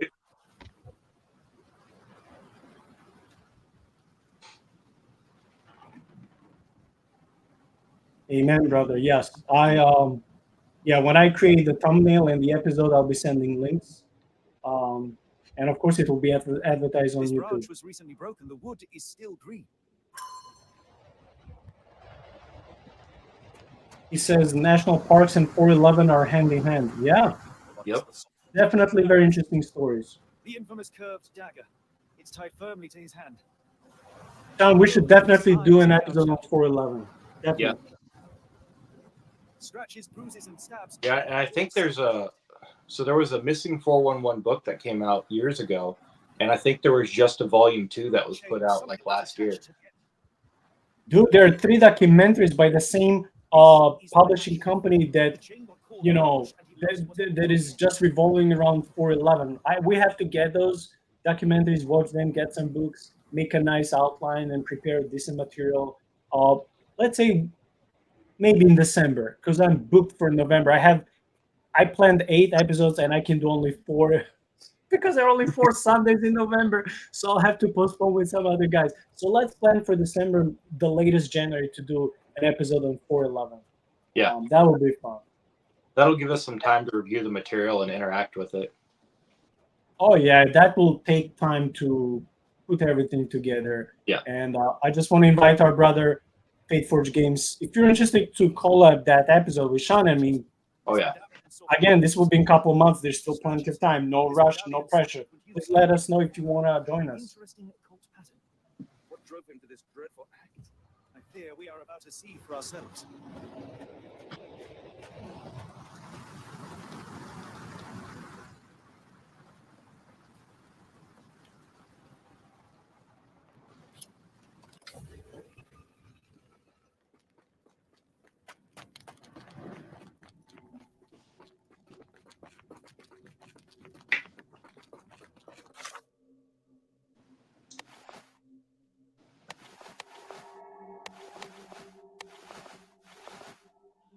Oh yeah, let's go. If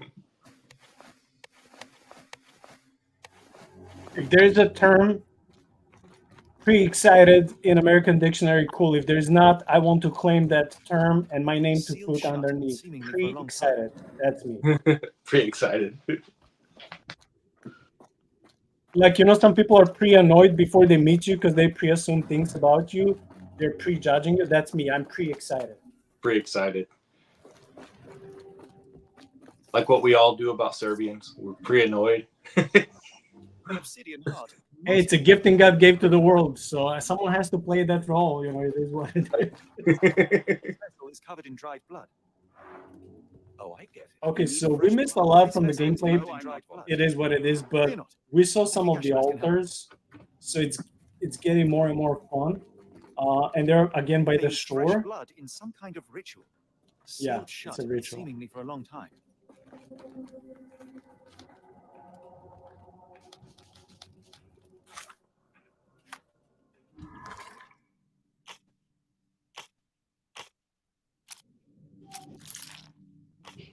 And it actually doesn't seem to be a very long game. This guy finished it in just a little over 5 hours. Oh, it's easy. It's a short game. I guess that's why it's affordable.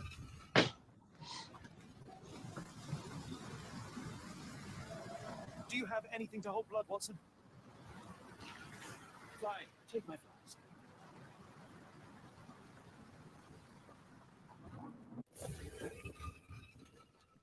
This will be a perfect refugee for pirates.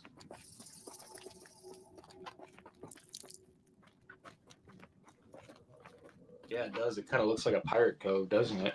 The lever doesn't want to stay on its own. Watson, hold the lever for me. I must investigate.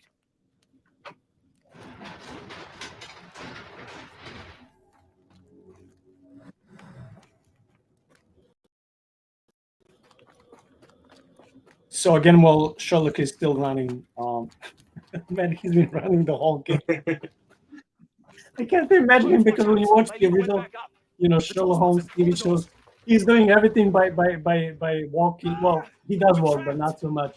But not running. This game is very atypical. So yeah, I just want to mention something that we said from the very beginning. Next Friday, we're taking some time off, but then the following Friday we'll be back, and we won't do another video game because you guys expressed last week that you want to hear some of the eyewitness horror stories back on the podcast. So we'll dedicating the whole 2-hour episode to those true eyewitness stories. We'll try to get the best ones. So that's coming 2 Fridays. Again, next Friday we'll be taking off.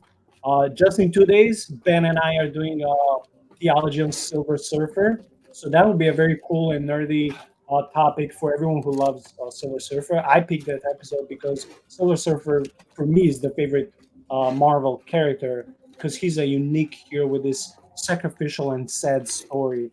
So I wanted to cover him badly.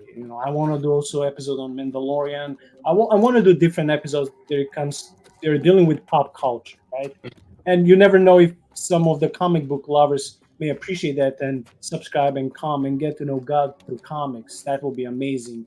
And then yeah, we have episodes coming. Like I said, where we'll be assessing D&D games. In 2 Sundays from now, I just contacted this guest, and he said he's willing to come.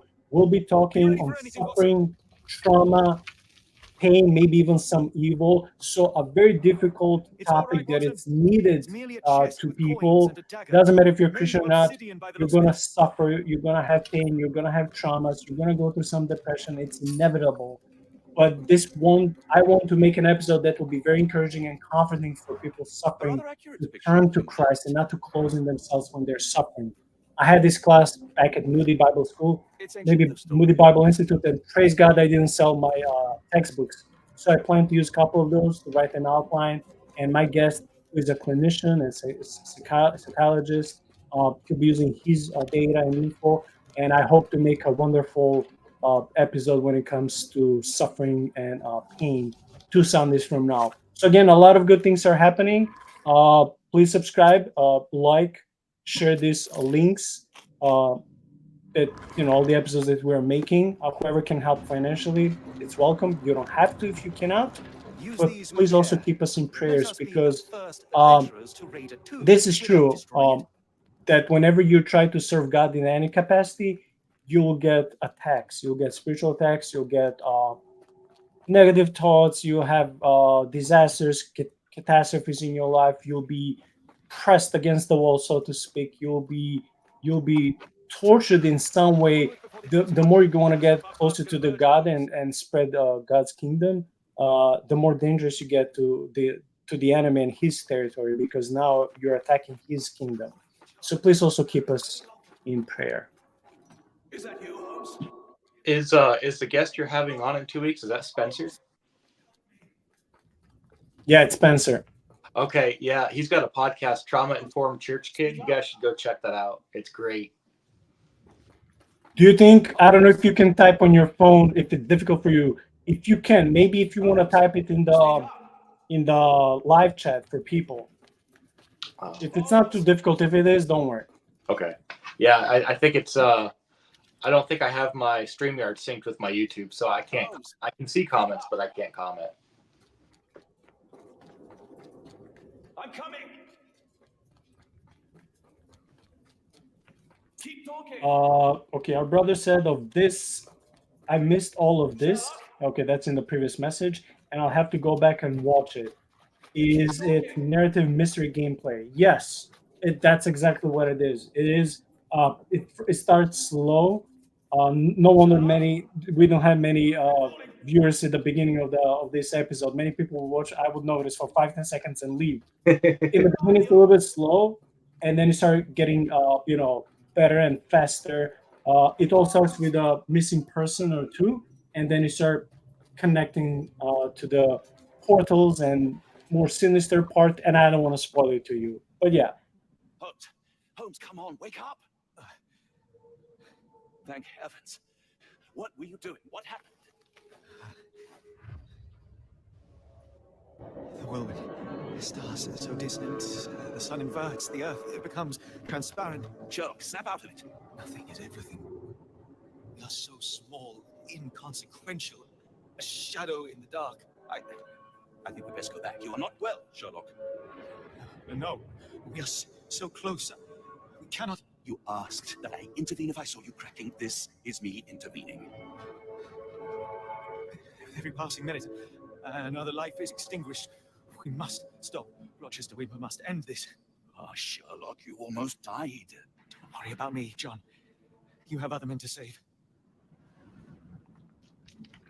So what he said there was just tracking with what I said at the beginning about Lovecraft's Sir, are you all right? genre of cosmic No horror response. and how that kind of ties to the Big Bang and the discoveries about how vast space is and just our idea of how small we are and how alone we are.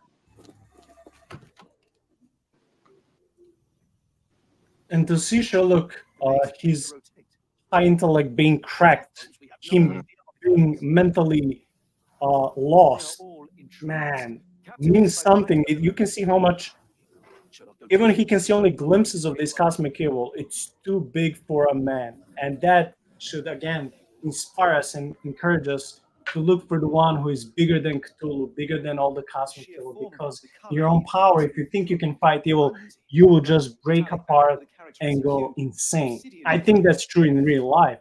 So this is why, in Jesus' name, in his power, in his life, if you fight, you shall prevail. But like for Sherlock, I think he's a skeptic / agnostic. I mean, that's how he's portrayed in novels and TV shows. He has to fight just with another human being, his faithful friend, and praise God for that, for our faithful friends. But there's only so much you can do in your human power. Like, you cannot fight a spiritual enemy with your logical deduction and guns. You can't. Yeah.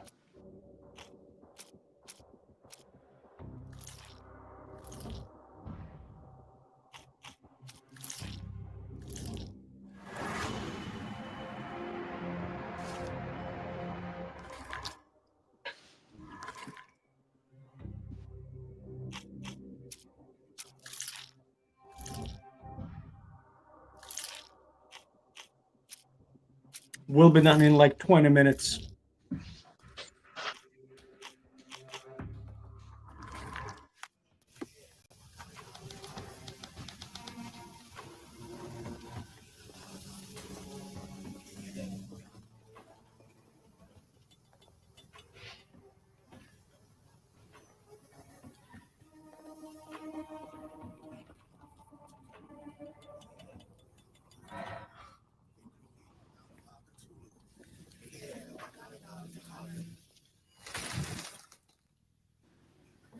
That's it. You did it. The lens broke.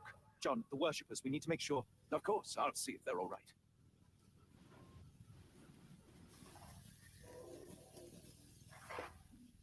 Man, they're hypnotized because it's I mean, it is, yeah, it's an alien cosmic cult, but it's still a cult.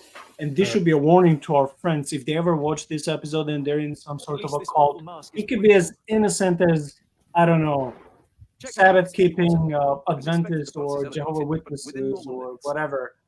Leave, just go. Or if you're in one of those churches where your pastor thinks that his theology is supreme, or that he is God anointed prophet, and whatever he says stands, or like you have to give him your money. If you ever bump into some of those churches or house groups, just leave. Just leave. That's it. Save yourself and go away. Well, you know, and I think it's even more of a concern for like the rationalists because, you know, Richard Dawkins had that debate with John Lennox, you know, a decade or so ago, and in it, Dawkins even admitted, when I look at the complexity of the universe, you know, the impulse to worship something is there, and he's like, well, I understand why Christians do, and so I think that you worship regardless.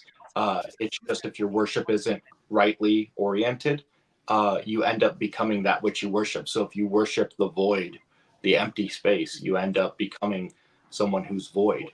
you know. And so I think the rationalist is probably at a greater disadvantage because they don't realize what they're doing is worship.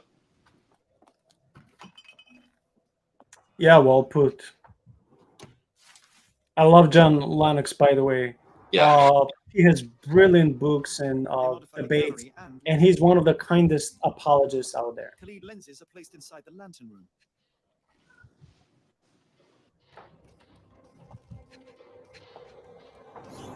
It seems they have placed beam emitters all over the main gallery. One moment, Watson. I'll redraw this blueprint.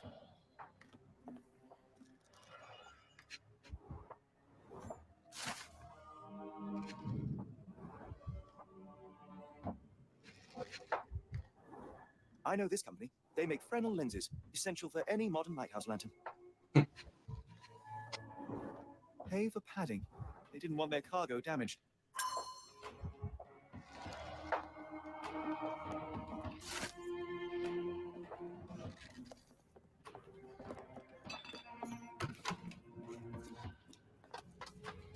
They made sure no one could enter through the main door. Hold on. We need a plan.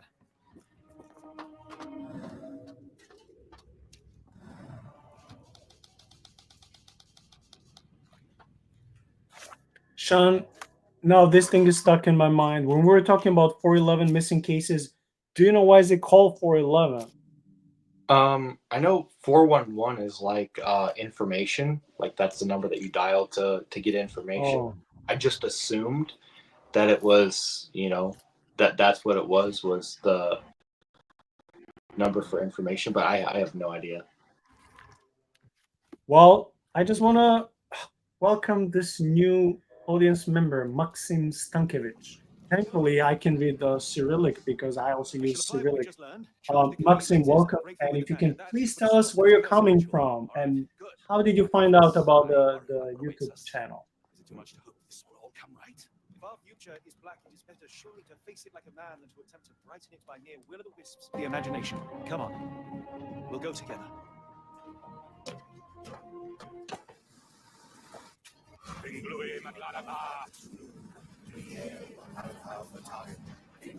Again, they're speaking in tongues. Mm-hmm. We see this so much in religion, how the enemy imitates and counterfeits, either God or gifts of the Holy Spirit given to Christians. This is one of them. Mm-hmm. Well, and I don't even know necessarily if I would say that, like, you know, some people would say that demonic tongues are counterfeit. I don't even know if I would say they're a counterfeit.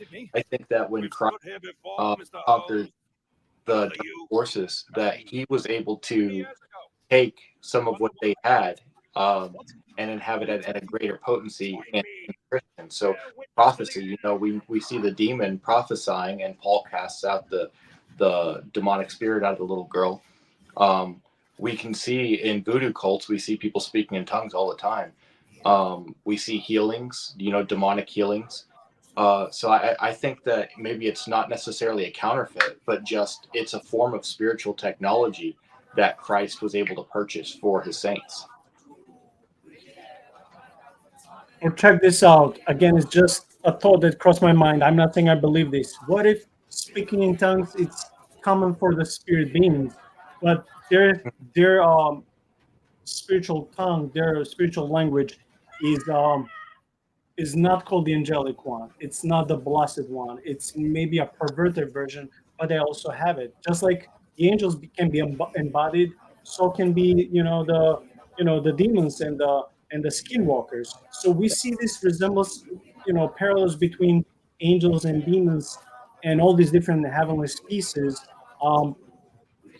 And we see that many times they can do they can just do similar things. But the question is, who's their allegiances to, and how do they use these abilities? Yeah. Well, you know, and Thomas Aquinas, following that thought, Thomas Aquinas, who's not right about everything, but definitely one of the smartest people to ever live, he theorized that each spiritual entity in like the angelic realm is its own species, and with its own species, it has its own unique qualities and its own unique language. So there could be like 10,000 human languages, but like hundreds of millions of angelic languages. More clearly than in this moment. Never felt more than I feel right now. Every fiber of the earth, every molecule reverberates in anticipation of the awakening. The bile of madness rises in our throats, just as our master. Have you noticed that in many I see movies and video moonbeams, games of this night sort, there's gods, always this a villain witch that has to doctor give in Arkham. philosophical I talk see what before the he does stars something themselves are something dreaming. insane. I know It's more always than any man give me a has ever speech. known. They always have to monologue. I think that's what narcissists do. The visions, was it some form of hypnosis or no? A drug, perhaps, tell me. Ah, there is no news. There is no big reveal. It is exactly what it seems. You still fight so desperately against this truth, but you feel it too. Yes? Yes? You are mad. You have mistaken hallucinations for reality. You really want to talk, Mr. Holmes? Speak truthfully now. In the port, in the swamp, what did you see?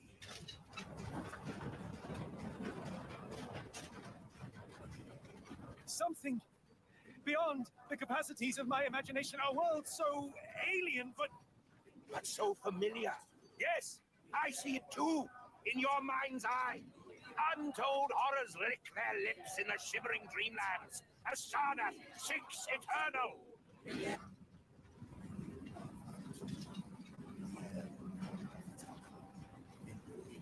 I have to say they're very fortunate that all these cult members who are paralyzed, they're not attacking them because they wouldn't survive for more than, I don't know, 20 seconds.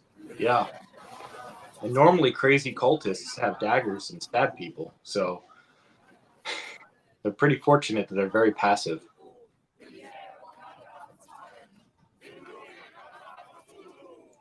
But what is said, sometimes cults do this to their people. They zombify them in a spiritual sense. When you're completely brainwashed, you dude, like, you forget about your family, you forget about your job obligations. You're supposed to now bow down and sacrifice everything for this cult and the cult leader. I don't want to give too much information just in case to protect myself, but I knew about this cult who portrayed themselves to me as a Christian Bible study group. And they were a little bit suspicious here and there how they would present themselves, or how their members would present themselves to me, how they would talk, their tone, their spirit. I was observing this over a long time. Again, I don't want to give too much information just in case to protect myself. And then once I saw this guy who was a member of that school/church, he said, "Man, that place turned out to be a cult." And I said, "Seriously?" Because I always felt that. He says, "Yeah, man. When I couldn't attend, those classes, they would send their people to wait in front of my house door at nighttime, bother my parents, and ask them questions about me and how come I'm not attending classes." And I'm like, "Seriously?" He said, "Yes, seriously. They will be there at the nighttime waiting for me to come back from my own work or business and ask me questions. How come I didn't come to the gatherings and to the classes?" When he told me that, I was just, that's it. I knew something was messed up. You know, when sometimes it's like you're perceiving, discerning in spirit, something is off, but you can't explain always. You have no evidence, but somehow in your heart of hearts, you know. So when he told me that, I was like, that's it. I knew it. But then they're like the legalists. They'll pull out the Bible and they'll say, "Don't forsake the gathering together, brother. You know, we're the chosen ones. We're the only ones that are going to be saved."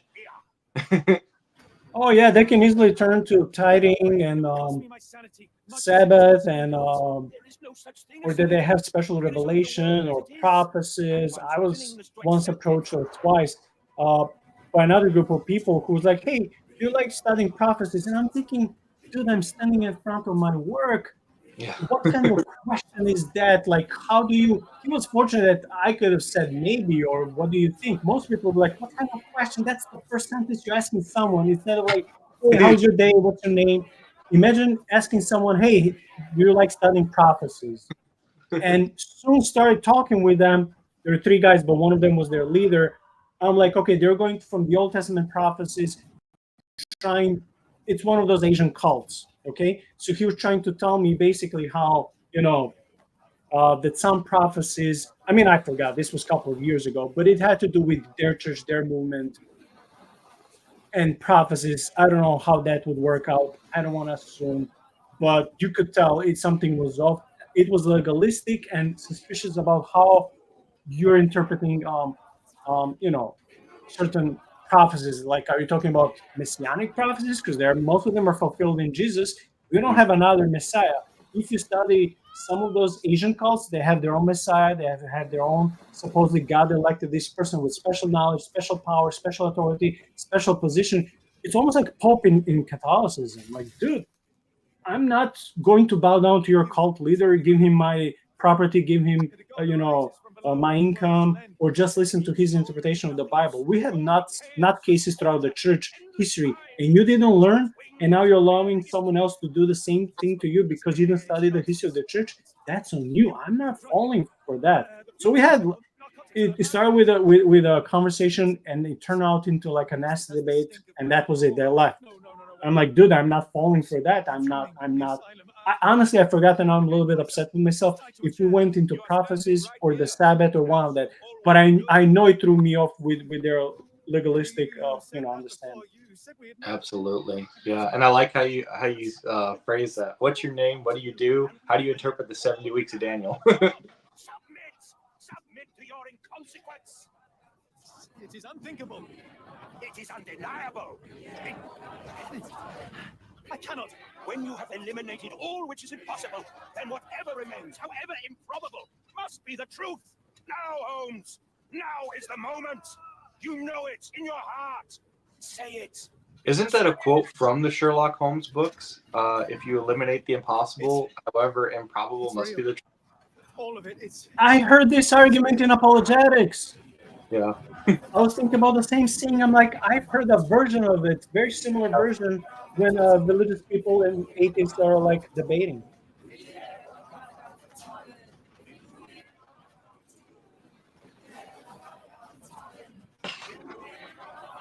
Oh my gosh, Shaun, what I'm thinking when I see this scene? Have you seen Blade 1, the intro? Do you remember with that amazing techno soundtrack in the party, in the club? Yeah. Remember before Blade comes to start, did I say Blade? I think I did. Before Blade starts, slashing them with his sword, they're all like zombified like this because they use drugs and they're vampires, right? They're all like that in some state of like hallucination. It is, again, there are different cults out there: spiritual, physical, mental, psychological, emotional, financial, whatever. But it is always when you subdue your will to someone or something, and you're willingly enslaved. You're willingly enslaved. That was in Blade's beginning with vampires. That was in the case of those couple calls I gave example from my life. That's also with this game. It's like it's a similar pattern. It's a different entity or the person or the cult, but it's the same principle. Oh, great one, forgive me. It is over, Rochester. I thought this time would be different, but the gods laugh at man's arrogance. Sherlock, come back down! The wave! Come with us! Turn yourself and save yourself! The abyss calls for me, Mr. Holmes, as it does for you. The final problem approaches, and you too shall fall. Sherlock! It's almost over, by the way, so... Rochester, don't! Such heights we reach! No! God! Sherlock, we must get inside! I have to see it, John. I have to know.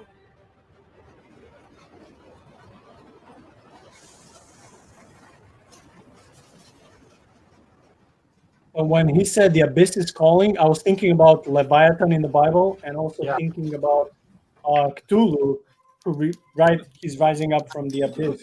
So. Apologies, did I rouse you? I could relocate to the study, but I wanted to be at hand should you need me. No. The sound of your keys is my tether back to the waking world. I find writing of our adventure helps me too. Perhaps at some point you could read it and tell me if it accords with your memory. There are moments in our journey that only you were privy to. Your encounter with Gygax, your visions with Light of the Abyss, your confrontation with Rochester. No. Pardon me? Do not publish it. It would be professional suicide. You would be a laughingstock, a fabulist, concocting penny dreadfuls for the unwashed masses. Well, I would no longer attract a distinguished clientele, but madmen convinced I could connect them to their deceased relatives or help them capture a fairy. Ah. It doesn't seem to get any better, does it? When I close my eyes, John, I am falling. Falling into a black abyss. It is endless and suffocating and unforgiving. I would give for a dreamless night. It's going to be all right, Sherlock. What is that? It will help you rest. No, not that. No, no.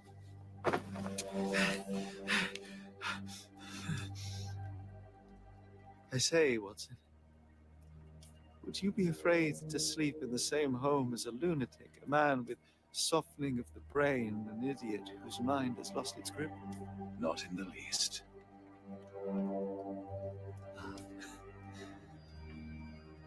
That's lucky.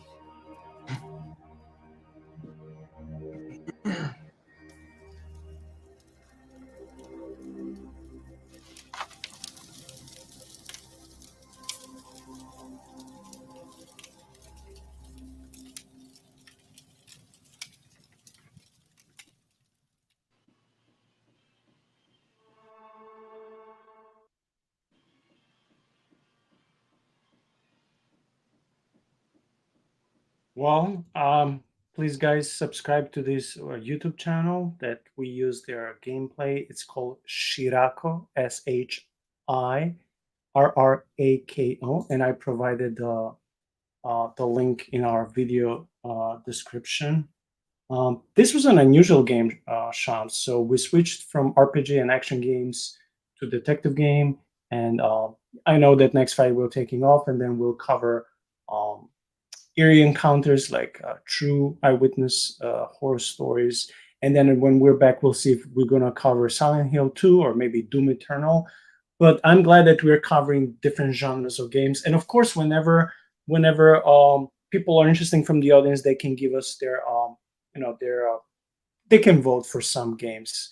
What is your take on ending? It was very unexpected because we saw that Sherlock is about to die, tsunami's coming, abyss is calling, then he wakes up, and his friend see him just as another lunatic, and he doesn't even allow him to talk too much. He puts him to sleep and decides as a good friend to stay with him.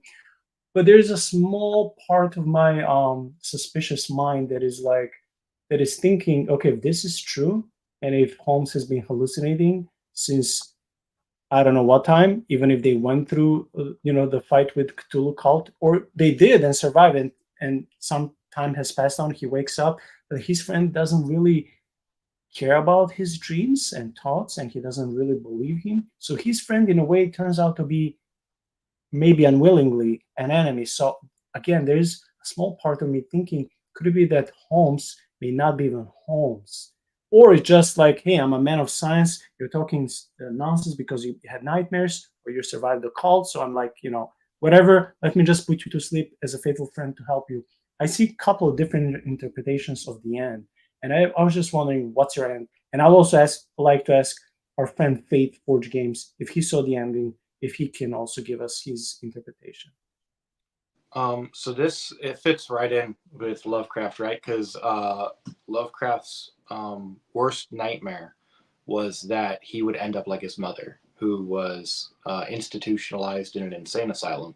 And so his greatest fear, and that's why he wrote it through all of his stories, was losing his sanity, losing his grip on the world, and ending up being insane.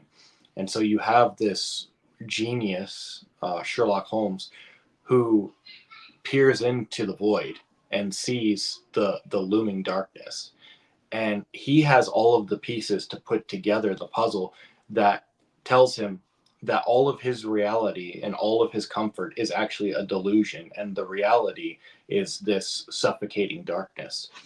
And so he has all the pieces to place this together in order to be able to understand that truth, whereas Watson doesn't have those. And so he might have seen one or two things, but none of it really makes sense to him. It was just kind of weird.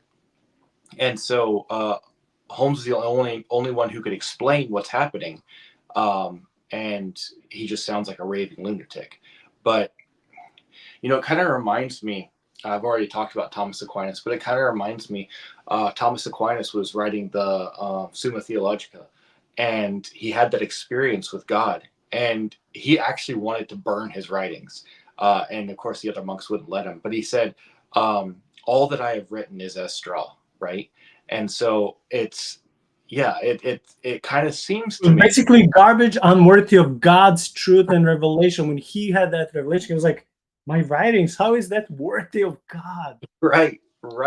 And so when you look at this almost seems to be like a dark, like an inverse of that, where I've seen the truth and I've experienced it, and I just sound like a raving lunatic when I'm trying to communicate the truth to you, but you don't understand the world that you move and live and breathe in isn't real.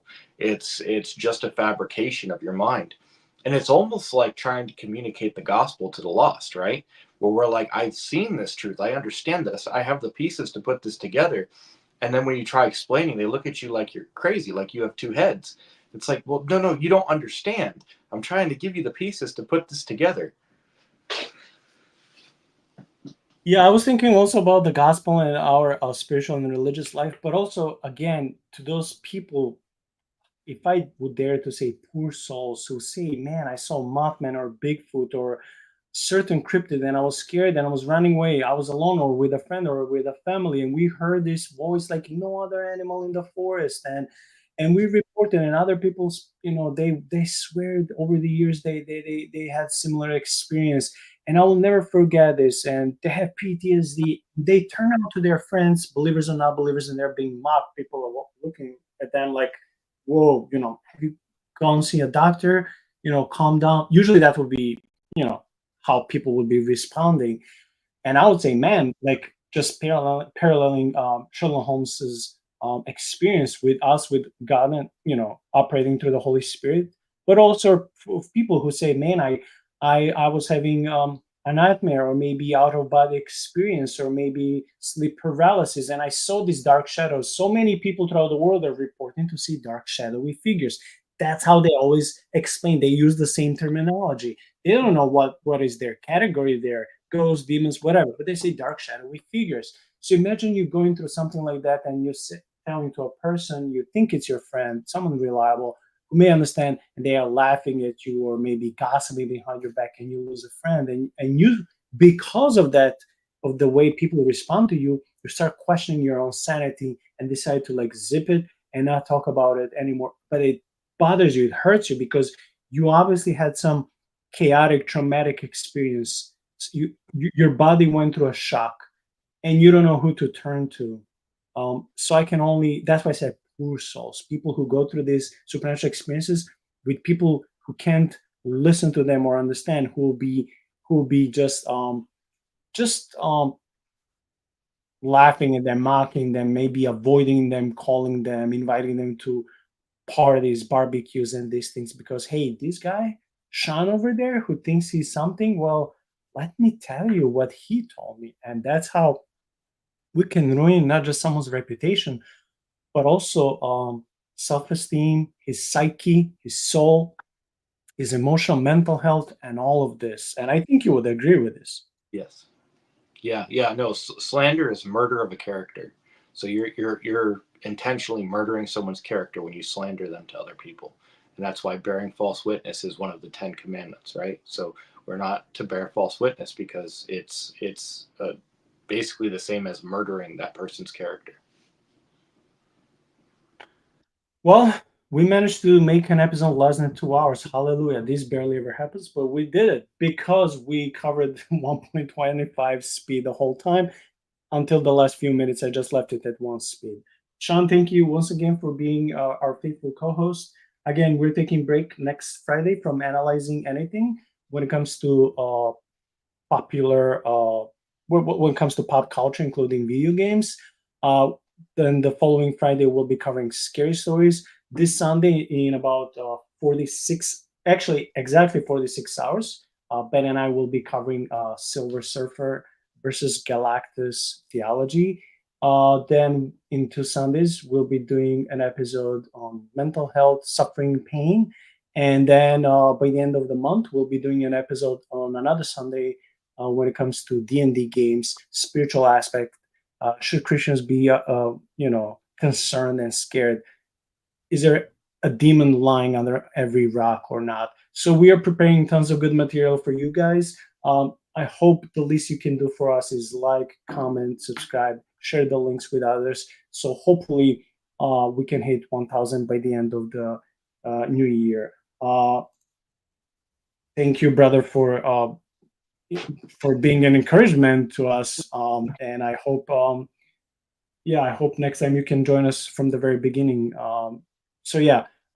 Shaun, anything you would like to say when it comes to the concluding thoughts? Yeah, I mean, this game wasn't necessarily super riveting, right? It wasn't something that was going to hold your attention to be super exciting all the way through. But people who are Lovecraft fans like myself, I really liked it. And I think that it was true to the genre, even if it doesn't make for the most exciting game. But one of the things that we can take away from this is that there is another world that's in contact with our world, right? And so the forces of darkness are real. The cultists out there, now they may not be in a stupor hanging around those mirror things, but they are real, and they do exist, and they are trying to bring hell on earth. They're participating with demonic forces, and they're trying to bring hell on earth. And it is the job of Christians to raise up the next generation to be strong in our faith and to hold the line, right? Because we're not going to let the world fall into hell. So we are to stand strong. We are to stand firm in our faith. We are to raise up our children. And we're to trust God that he will, through our faithfulness, he will bless us. And so I think that is the most important thing that we can get from games like this is to remember, it's a caricature of the forces of darkness, but they're not inventing something that doesn't exist. For the very end, I want to say I was expecting some Cthulhu.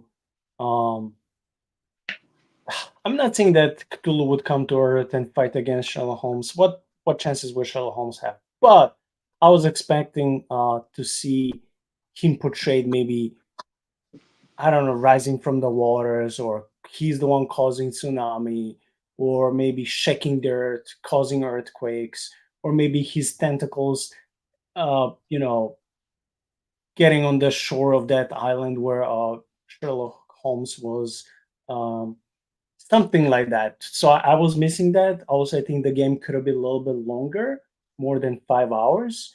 And also, it wouldn't hurt if it would be a little bit faster paced from the beginning, because at the very beginning, you can't even tell it will have sinister topic and ending.